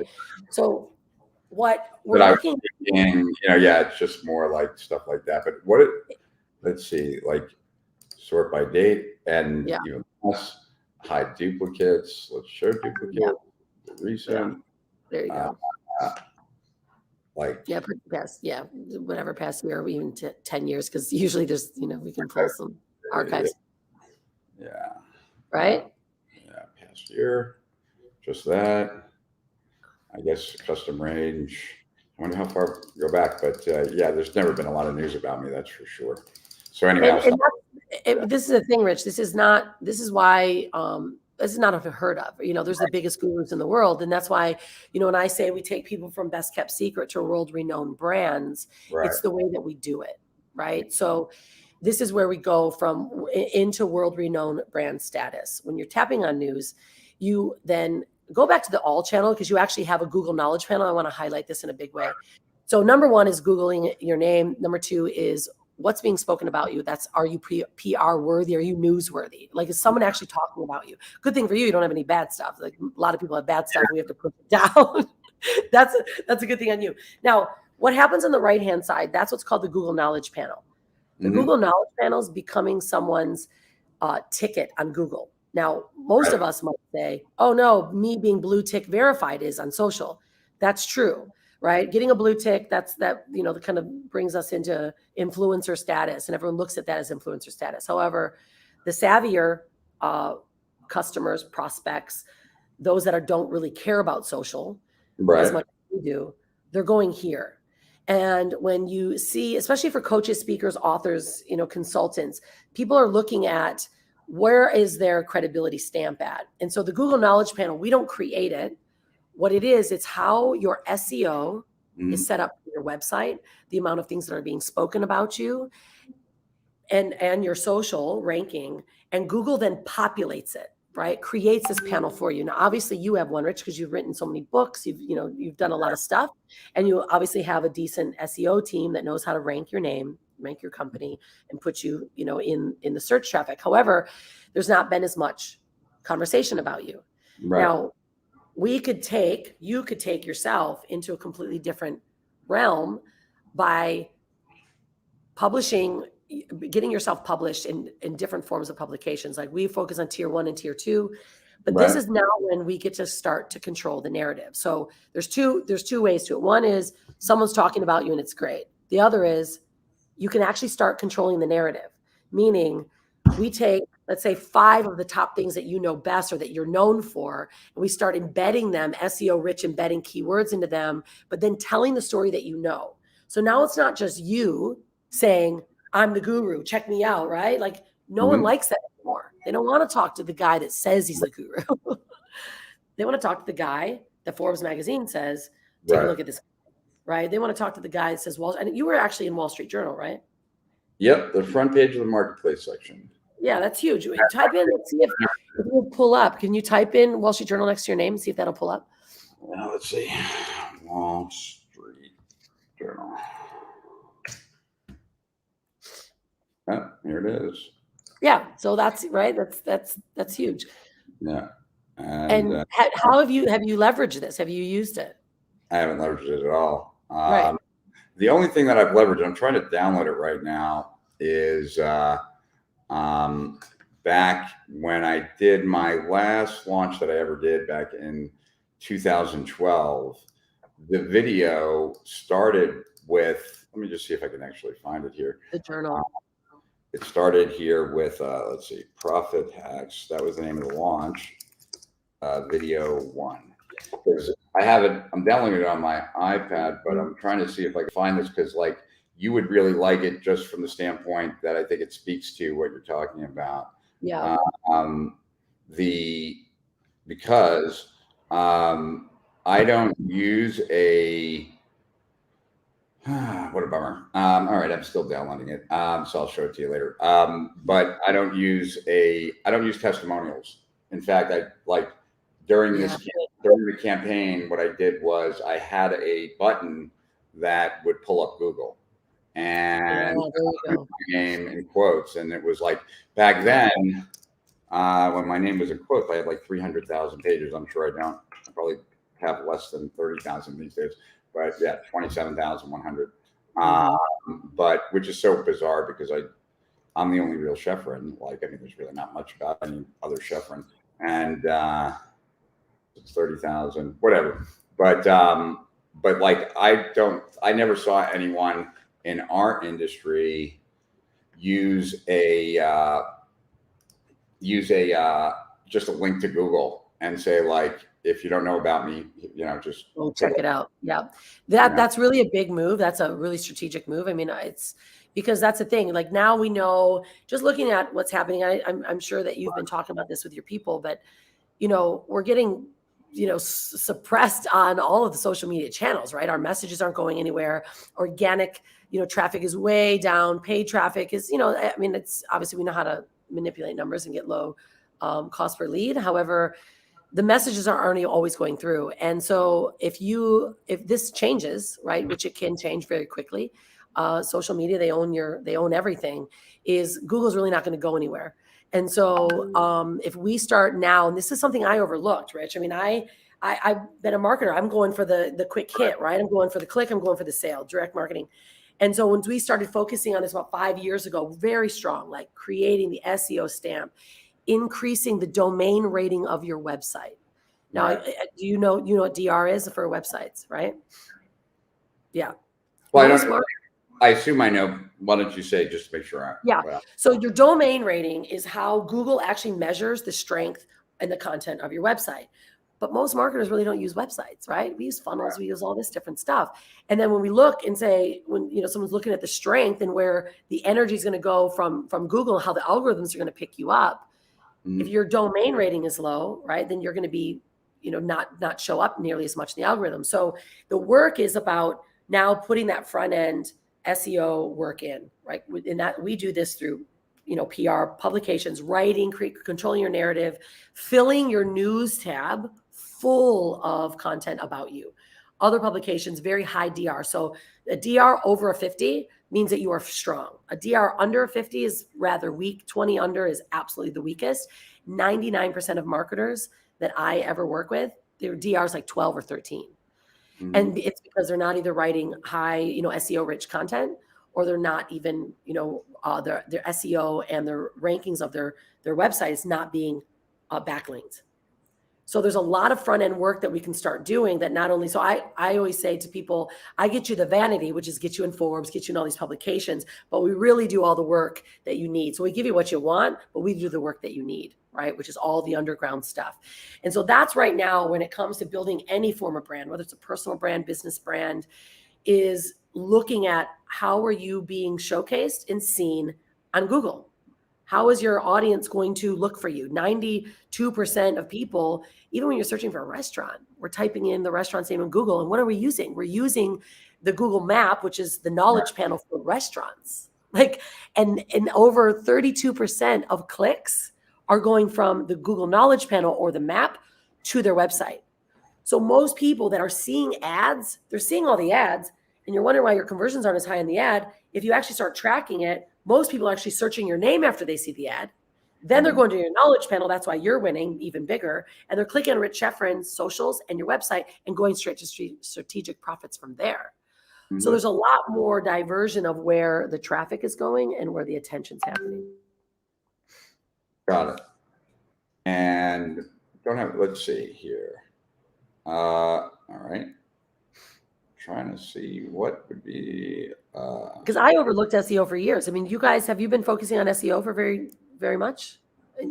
No. I mean, I like a long time ago, like back in 2002, 2003, 2004, I did a lot of black hat SEO and did well with that. And then I sold my business to Agora in 2017, and the idiots there decided it was a good idea to do redirects on my domain, so every single page redirected to just a placeholder, not recognizing that made all the pages that were linked to for the, let's see, for the 13 years that I was in business, and the millions upon millions upon millions upon millions of downloads I've had, all by people linking to my site, like, were taken away. Yeah, which totally. But that's, I guess, how the cookie crumbles. It's like, let's see here. Like, so I mean, a lot of SEO these days are also based on like how the domain performs, like as far as, do people hit the back button? How long do they stay on the site? Do they scroll down? Like that kind of stuff. So you're also doing a bunch there. And I would imagine, and if I'm wrong, or if I'm right or wrong, like tell me and give us more info, that the easiest way to get the news kind of more beefed up, like on a very simplistic level, not necessarily that effective maybe, but would just be starting to release press releases. And then if you had press releases that have good hooks and stuff like that, you might get press. But well, this is, let me address press releases, because they do have they used to be really sexy, very valuable. I don't think they used to be super valuable. Now press releases, so to speak, are not doing nearly as much as they used to do, because there's now a million sites like Access Wire and all these Market Watch, and they say, oh, we'll get you everywhere, and they push a button, it goes, syndicates everywhere. However, it's no one's seeing this stuff. Nothing. Like, it literally does almost nothing for you. Now, don't get me wrong, it doesn't do, let me say, not nothing. It does obviously put people's stuff, and they can use it and talk about it. Say, I was on Fox, I was on ABC. Right. Anytime I see that, I kind of like barf, because I'm like, none of that matters anymore. Unless your face was sitting on Fox News, like that's what it matters, because the rest is just syndication stuff. And that's where we started to change, the way press is being utilized. And so we're leveraging press, because being a marketer and wanting to have that showcase and be seen, we're using the vanity side and the SEO side and bringing them together, right? So there's a lot more deeper SEO that can be done, and our SEO guys do all that stuff. Most of the clients that come in forward for us they need to really get themselves seen. They need to get, control the narrative more, either push some things down or be actually seen as the credible source. And so that's, we're doing the PR and the SEO as a combination, and then we start working on their DR from there, because DRs will grow. I mean, obviously, if you're published in high DR publications, your DR will grow itself. But then we start working on, like you said, the backlinks. Who's creating just epic content. Like, I wrote the ultimate branding playbook. You guys can search it. It's one of the top ranking branding publications, or it's on my blog on our website. And Neil Patel and I go back and forth. Right. And it's because it's such rich content. So many, like the bloggers, for instance, they're writing tons of content, and that's nice. However, you don't need to do that. You need to write like 4 or 5 like super ultimate rich pieces of content that are SEO driven, they're keyword rich, that people can use as a resource. And from there, what do? Then they start backlinking to it, because you're resourceful. I wrote also a guide called How to Get Featured in Forbes. Right. And I give everyone, like literally, Rich, it's 52 pages long. Every single step that we do, I teach everyone exactly my secrets, but nobody does it, because that's why they hire me, because it takes so much time to do it. So if you actually start being very aware and giving away all your secrets, just give them away. Most people are not going to do it. But if you create the content so well that they then link back to you, and then your calls to action is let our team help you. Need to have some questions on this? Let us help you. Boom, they become a client for life. That's where we're layering in that front end value into that long-term, know, like, and trust buyer. Got it. So I have so there's a question here. So, okay, what about this? Hold your feet to the fire a little bit. Oh, I know. Don't tell Russell. Leon, I use ClickFunnels for all of my marketing. Right. All of my marketing. Right. I do. As do we. We don't use it for all of our marketing, but we use it for some a lot of our marketing. Yeah. We use Groove, we use other ones as well, but we still have a domain, and it's kind of important. Yeah, for sure. And I think what the initial conversation with Russell was certainly that, especially any marketer, it helps them turn it on right away. However, now as an established long-term business and marketer, it's really important to get yourself established so that you can be seen on Google. I think if you're looking at a long-term strategy, short-term strategy, and long-term, it just depends on what your objectives are. If someone's goals are just to make, front-end money, that's fine. If you're looking for long-term strategy, I would also focus on having at least a blog or website that anchors in your domain, anchors in your name, and keyword riches, what you do and how you do it. That makes sense. That makes total sense. And we won't tell Russell. Yeah, because he may not mail for me. I need to make sure we keep Russell happy. Yeah, you need that. What about this question? And what do you use for your SEO if you don't use that? Yeah, our guys do use link wheels for SEO. To be honest, our SEO team is, they're more savvy in the, some of the things that we use. So I know we do use link wheels, but I would have to, get you some more details, Chris, on what we're really using now. Got it. Still hoping I can find this thing for you. And all right, so we've covered basically the idea, and actually I did a Steal Our Winners interview recently with David Deutsch, who's, an A-level copywriter. And we had a long conversation about how trust trumps believability, that if I trust you, I'm not so concerned about proof. And if I don't trust you, then all the proof in the world is not going to convince me. Yeah. And, obviously being recognized by the press and things like that certainly help in the trust side if you're being profiled for good reasons, not bad reasons. So what do you think, what else should we talk about? We've got about 20 minutes. We certainly want to remove this so that people make sure that they strategicprofits.com. There should be all uppercase WGW for Women Gone Wild, and men are welcome to learn as well. So I will be there as well. And I would like to ask you. Can I ask you a question? Questions. Yeah, because this is what I really love about you the most, Rich, is you're very humble, you're super wise, and you just allow your experiences to speak for what you offer, right? And your just your knowledge base. It's I don't think I've ever heard you call yourself a guru. I know you talk about other gurus very a bit, but what would you say then? When it comes to this, I think there's a lot of guru ego that's out there. Right. And I don't see you as actually having that guru ego. So what would you say to someone that is, known in their craft, but they're, looking at, or they're facing someone they're choosing to work with, and this guru ego kind of, shows up? How do you discern between someone that is really validated and has the experience to work with, or that someone's just showing up as having that guru ego, if you will? That's hard. I'd say that for sure. I'd say for sure that, some of it definitely comes down to just having a certain comfort level in your own skin, as far as what you achieved and what you haven't, and, et cetera, so that there's less external reference for yourself, about who you are, then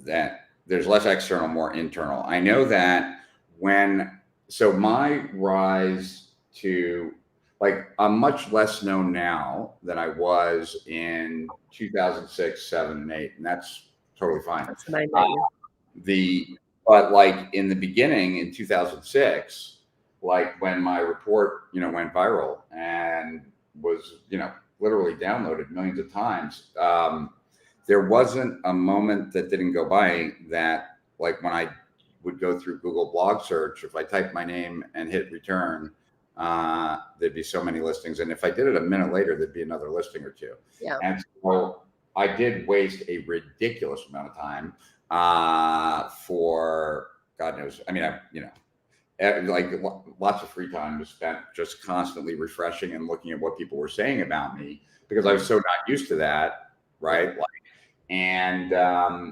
then going to events and being like mobbed by people, which was kind of cool at first. And because you're not really a celebrity, you can step outside the convention center and then no one knows who you are, and that's kind of nice. But I would say that, you know, there was a forum thread in the Warrior Forum, and I have it, and I think it's in one of my reports, although I'm not exactly sure if I put it in a report. I just saved it in a folder next to my reports. But they were talking about whether branding is bullshit or not. And I don't remember, I think it was, I think the three names were me, Jay Abraham, and it was either John Reese or Mike Filsain. I mean, this was a really old post in the, in Warrior Forum, but it said, if you don't believe in branding, then how do you explain like Rich Sheffer and Jay Abraham and like blah, blah, like people will buy whatever they put out. They've already, their reputation precedes them. But, you know, for me, it was such a black and white thing. Like I was unknown behind the scenes, and I was very known, that was kind of disrupting quite a bit. And I'm an introvert. And so I was quite uncomfortable for a little while, but then I realized that,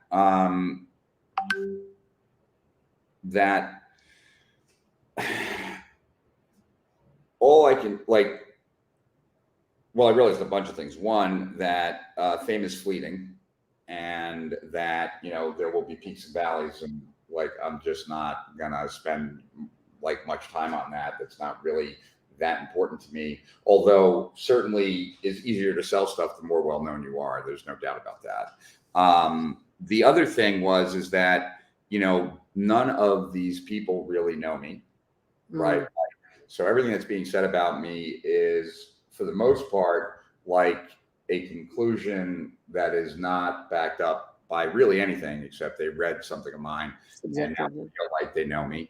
And that I'd opened up people's eyes to a lot of stuff, and that made me feel certainly good. And that, like, I am such a tough judge on my own stuff that it really doesn't matter what anyone else has to say. Like, I definitely would like people to be happy with what I put out, but if I'm happy with it, then I don't really care, right? And I'm generally not going to be happy with it, which is why I tend to be a perfectionist about stuff. But so that helps me, because it's really then I'm just writing for myself. But then I would say that probably the most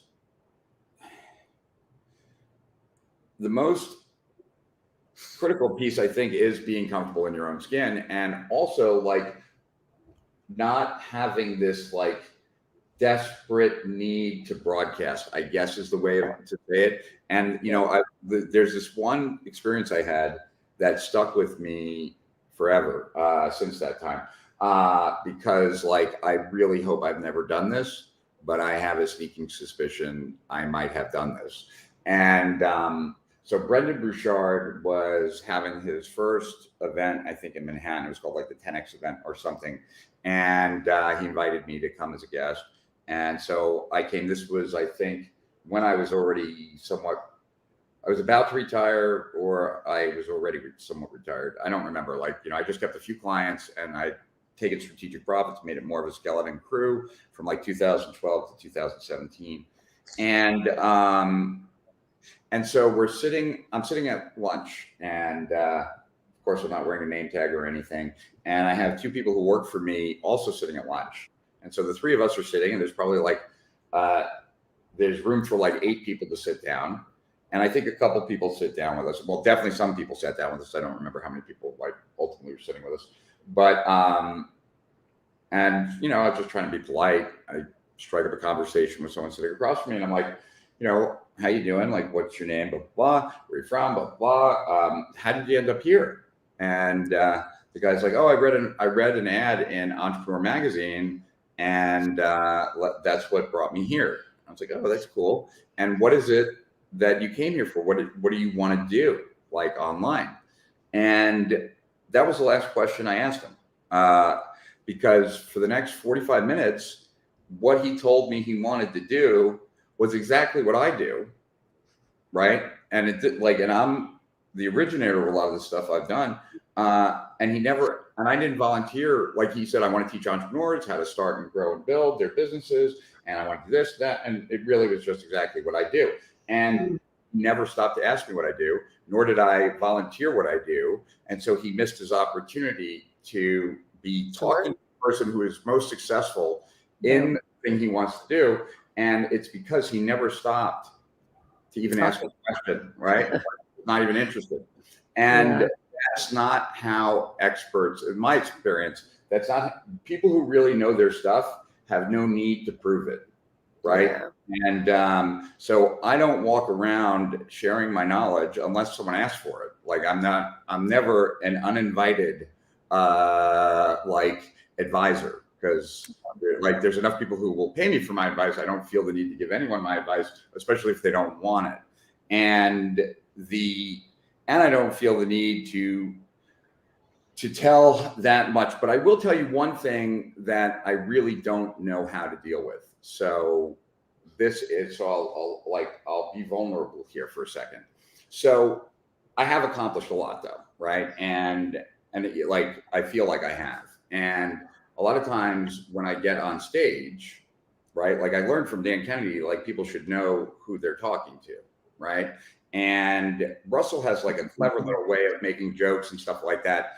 But then like, you know, I have certain testimonials I'm extremely proud of. Like I have this one by J. Conrad Levinson, right? The creator of Guerrilla Marketing, that said like, I've created more 7- and 8-figure success stories than any other single person he knows, right? And I have ones from Jay Abraham and Dan Kennedy and all these kinds of people. And I want people to see it, but because I know most people have never seen it, or like how many of the gurus I've coached. Now, most of the people who are on this live stream know that, but when I'm at a like event, they probably don't know that. And, you know, it comes off arrogant, like it comes off extremely arrogant. And I don't really know how to say like, hey guys, I'm a really big deal and I've done a lot of big things and you should probably listen to me in a way that I don't have to say that, but they feel that.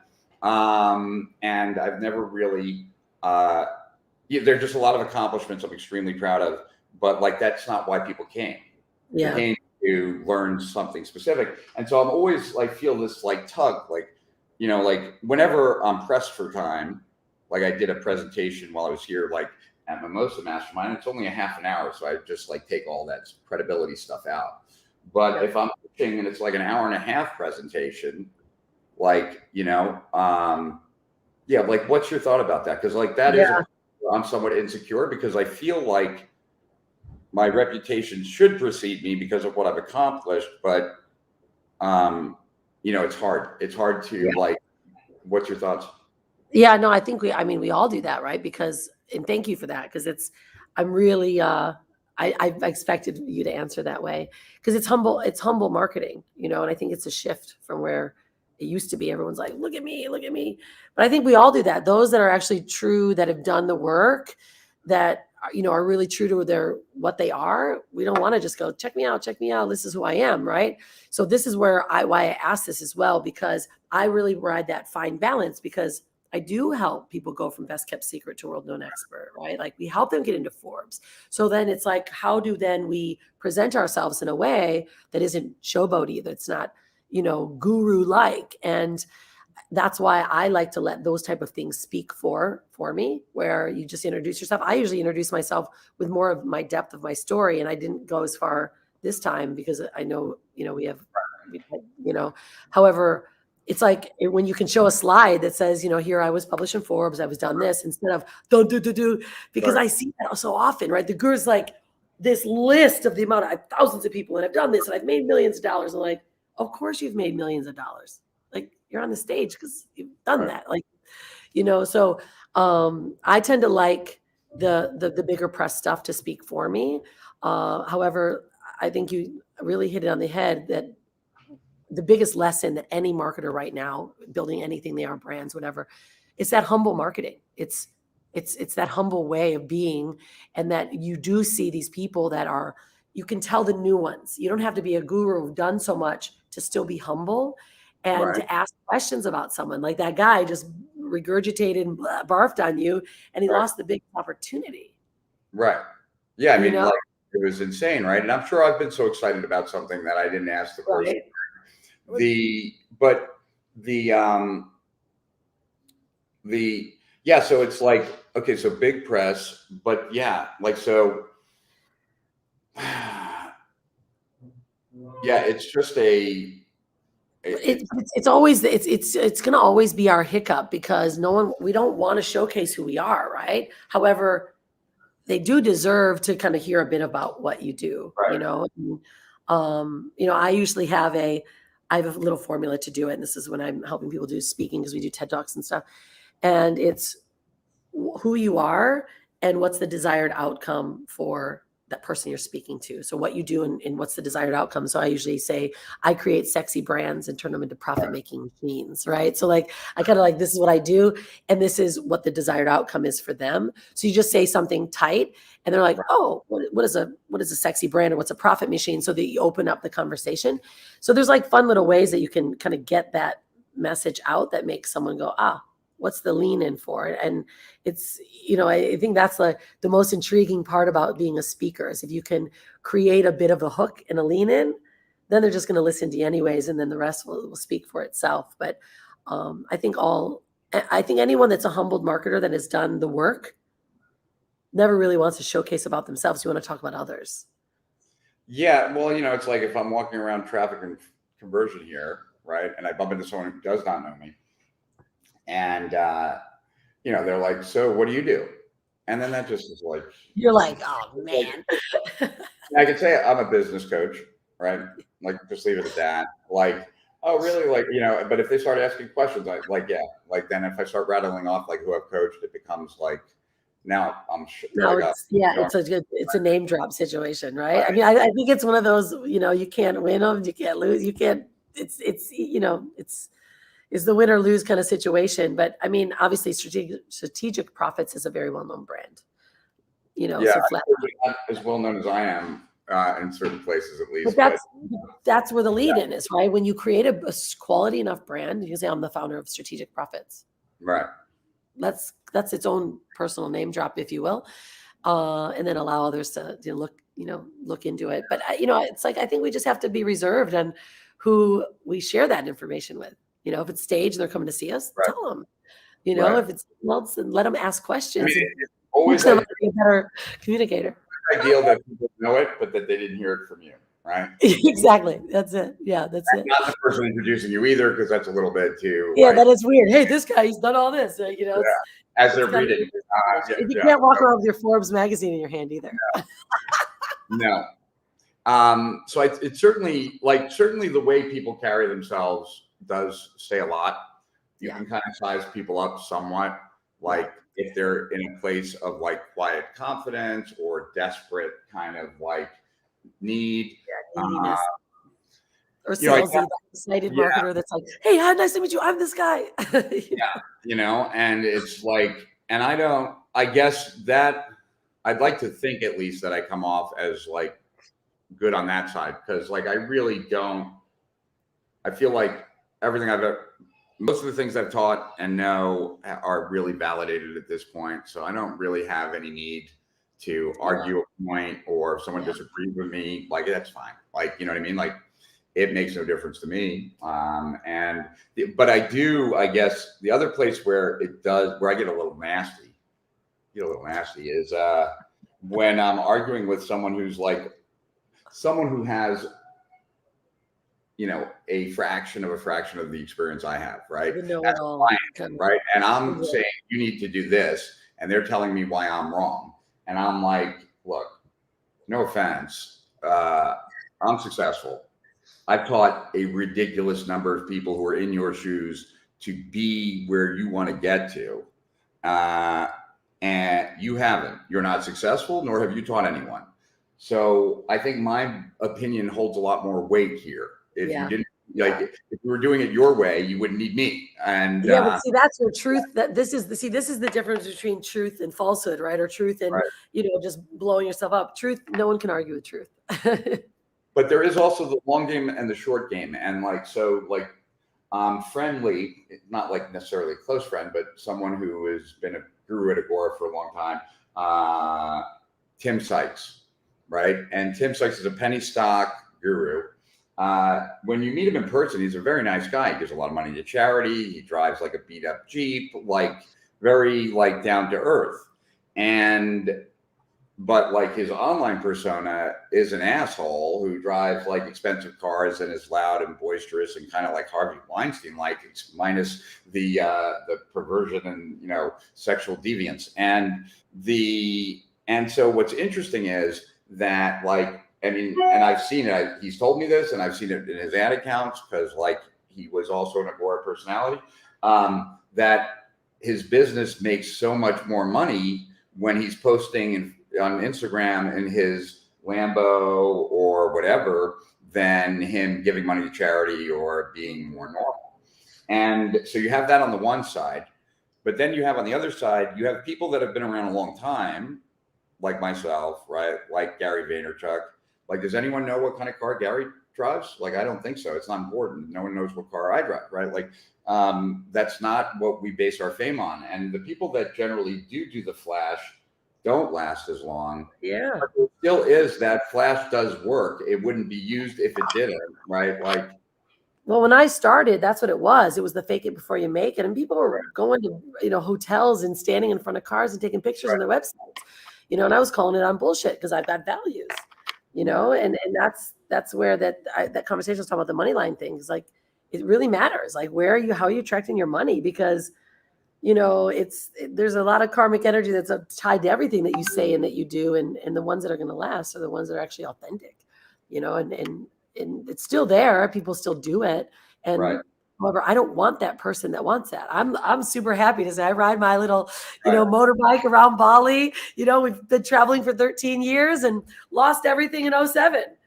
But it's okay. Like, I'm sitting here talking to you, so yeah, I think that's the new wave is it's not just new. I mean, it's been around forever, but I think more and more are going to start looking at the authenticity of people because everyone's online now. Now they're discerning between who I'm going to choose. And that's why I wanted to ask that question, because it's you being in the game for so long, the guru marketing style has just been there for so long. And I don't see you as that. And I want you to know that that's very, very seen, very well seen. It could have been my thing in 2006 and 7 and 8, like when it was all new to me. I don't think it was, but I was much more excited about it. Yeah, exactly. And I am now, right? I'm show you how to make so much money, Well, it's just, I was never the super popular kid in high school or in college or whatever. So when the whole world is talking about reports going all around the world, it's kind of fun. That's when you see who you are, then you discover yourself. Yeah. So we've gone long, and I want to make sure that we do justice to the summit. So what else would you like to say about the summit? Let's take another 5 minutes or so. Yeah, cool. About the summit, go ahead and ask. And more about why you feel this is a necessary thing right now. Not so much about your side, but from the people, why people attend, what is it that at the end of the day is necessary that they're going to get while at the summit, and why is it necessary? I appreciate that because, my mission, I wrote also a manifesto, and it was, really about the how women have just accelerated in so many areas in business, right? And women have crawled through. However, the way that we did it, in the way that I did it, going from corporate, it was like that crab bucket mentality for so long, right? Right. I mean, that's just kind of what we learned. And I was a super pit bull house, and I've built massive empires. But however, a lot of it was at a cost. And I started to realize the shifts. And so what we really want to create at the summit is a really clean and clear space for, like really clean wealth, like how to attract trustworthy wealth, and doing that with other women and showing other women that we actually can work together. Sadly, the guys have it down. Like guys can work together. They got no issues, no problems. But so often the women just don't do it, and they're either, it's like that, oh, you're going to take my person. Like seriously, I'll be honest. My best allies are the men that are marketing for us, like our top guys, right? And the top guys in the industry. And the women, I've had women like, what are you going to give me? What is she going to do for me? She's going to put me in Forbes. She's going to do this. I'm like, wow, Right. sister, we got some work to do. Like there is enough. And so why I want to encourage more women to come is to show that there are women that are working together, and that I'm putting together the largest network that's ever been created of women that in what they do and who are the trusted sources, and not just women, it'll be also men as well, but like who are the trusted marketers and sources and vendors and people that, if I need something, I'm going to be able to work with you. And it's kind of like that stamp of like, let's move into this new earth paradigm. And there's so much freaking abundance. Like there's so much out there. We don't need to fight and crab bucket each other. Yeah, I mean, it's very interesting because, like, I had well, I have 3 daughters, and you do? I don't know that. Yeah, and I moved down to Florida like after 9/11, but I got separated and then divorced, and my oldest daughter wanted to go to high school in New York, and my girlfriend lived in New York, so that was perfect timing. So I moved up to New York for 3 years so that she could go to high school in Manhattan. And I had no idea how vicious girls can be. Like guys are nowhere near as vicious, like whatsoever. Like I wanted to go down to, like, for like the first year, she had a problem making friends, and like some of the girls around, you're like, what's the really deal? Yeah, right. So like there definitely is that. So it's really interesting. Like on the one hand, women like seem to be, at least they can be, a lot more vicious to one another than men ever really are, or at least that I've seen. But then on the flip side of that, I can't share who said this to me, right? But it was a mentor of mine, and fortunately, I've had a few.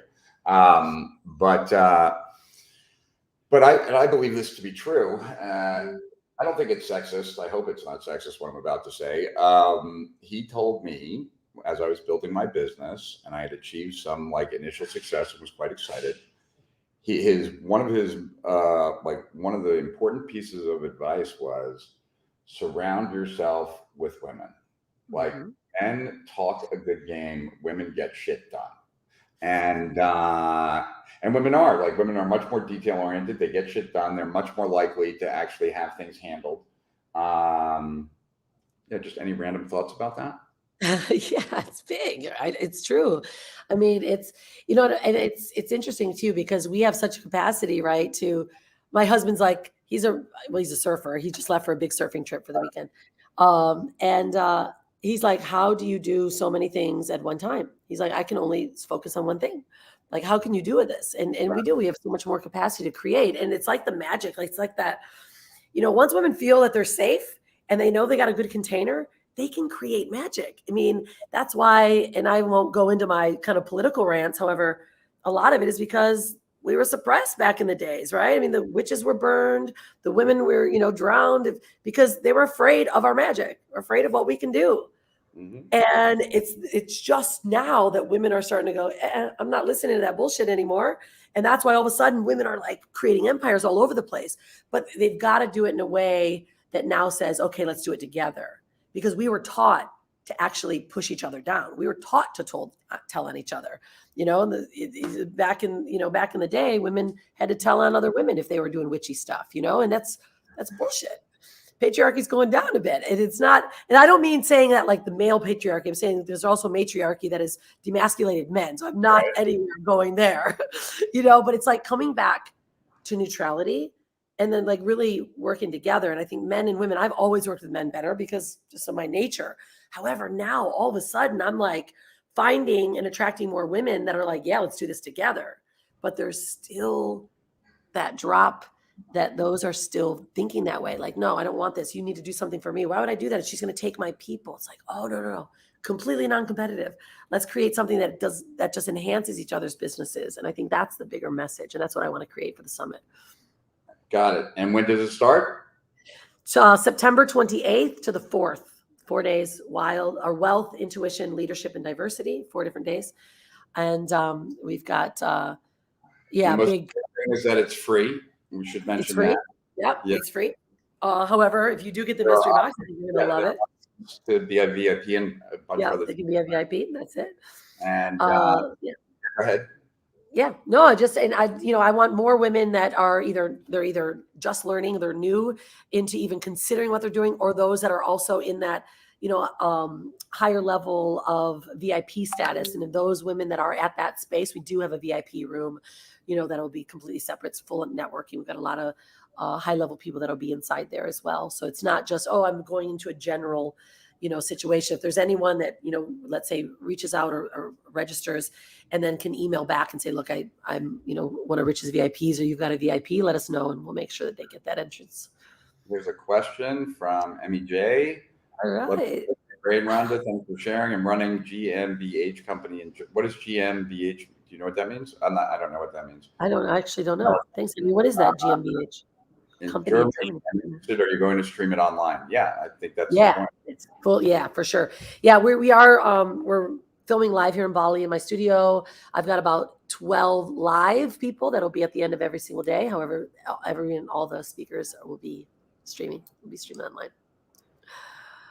28th to the 1st of October. Just go to WGW Summit, or actually go to there you go. Either way. Yep. Yeah. And it'll give you all the details. I'd love to have you there, Laura. Wait, that means LLC in Germany. So, okay. Yep, and we are. Yeah, we're streaming online. That's it. Yeah, 7 p.m. Eastern until 11 p.m. Eastern. 28th. But if you come here, you'll find out all the details. Yep. Even better, you'll be able to register. Yeah, so, and everything will be reminded. Is there anything I should have asked you that I forgot to? Anything important? I think you should. Yeah, we should ask when we're going to hang out in San Diego one day. When are you coming to Bali? Well, Bali's far, isn't it? It's like a far flight. About 30 some hours. Yeah, I don't think I'm at anytime soon. But I think you'll be in the U.S. before I'm in Bali. Probably. I have a suspicion. Do you have any plans for travel anytime soon? We're holding tight right now. We were, obviously traveling so much almost every single month. Mm-hmm. It's been really nice to stay put, and we've got some, reasons behind why we won't do that next year. But soon. Cool. I'm sure soon. And, what time is it now in Bali? It's 8:14 a.m. Wow. So we started 2 hours ago. So it's 6:14. So what time did you get up today? I usually get up around 4. And do you get up at 4 because of what time it is on this side of the world, or just 4 to 6 is kind of my own. I go out on my meditation. I got an altar. I meditate. I do my thing, and get connected to what I got to do for the day. And then I run a normal 9 to 5. I have a big team here, about 15 people here in Bali and about 60 worldwide that work for us. So it's nice. I've gotten to a place where I don't have to rely on the U.S. time zone anymore. But I do. It's good. Cool. Yeah. Let's set up a time like offline. We'll talk again soon. For sure. Definitely want to get your help as us and for me. So we'll talk again soon. And this has been great. And I want to thank you for being willing to time and come. Thank you so much. Thanks, everyone. Really great to meet all of you. Hopefully I left you some value. And we'll check in soon. Thanks, Rich. Adios. Bye, guys. Be on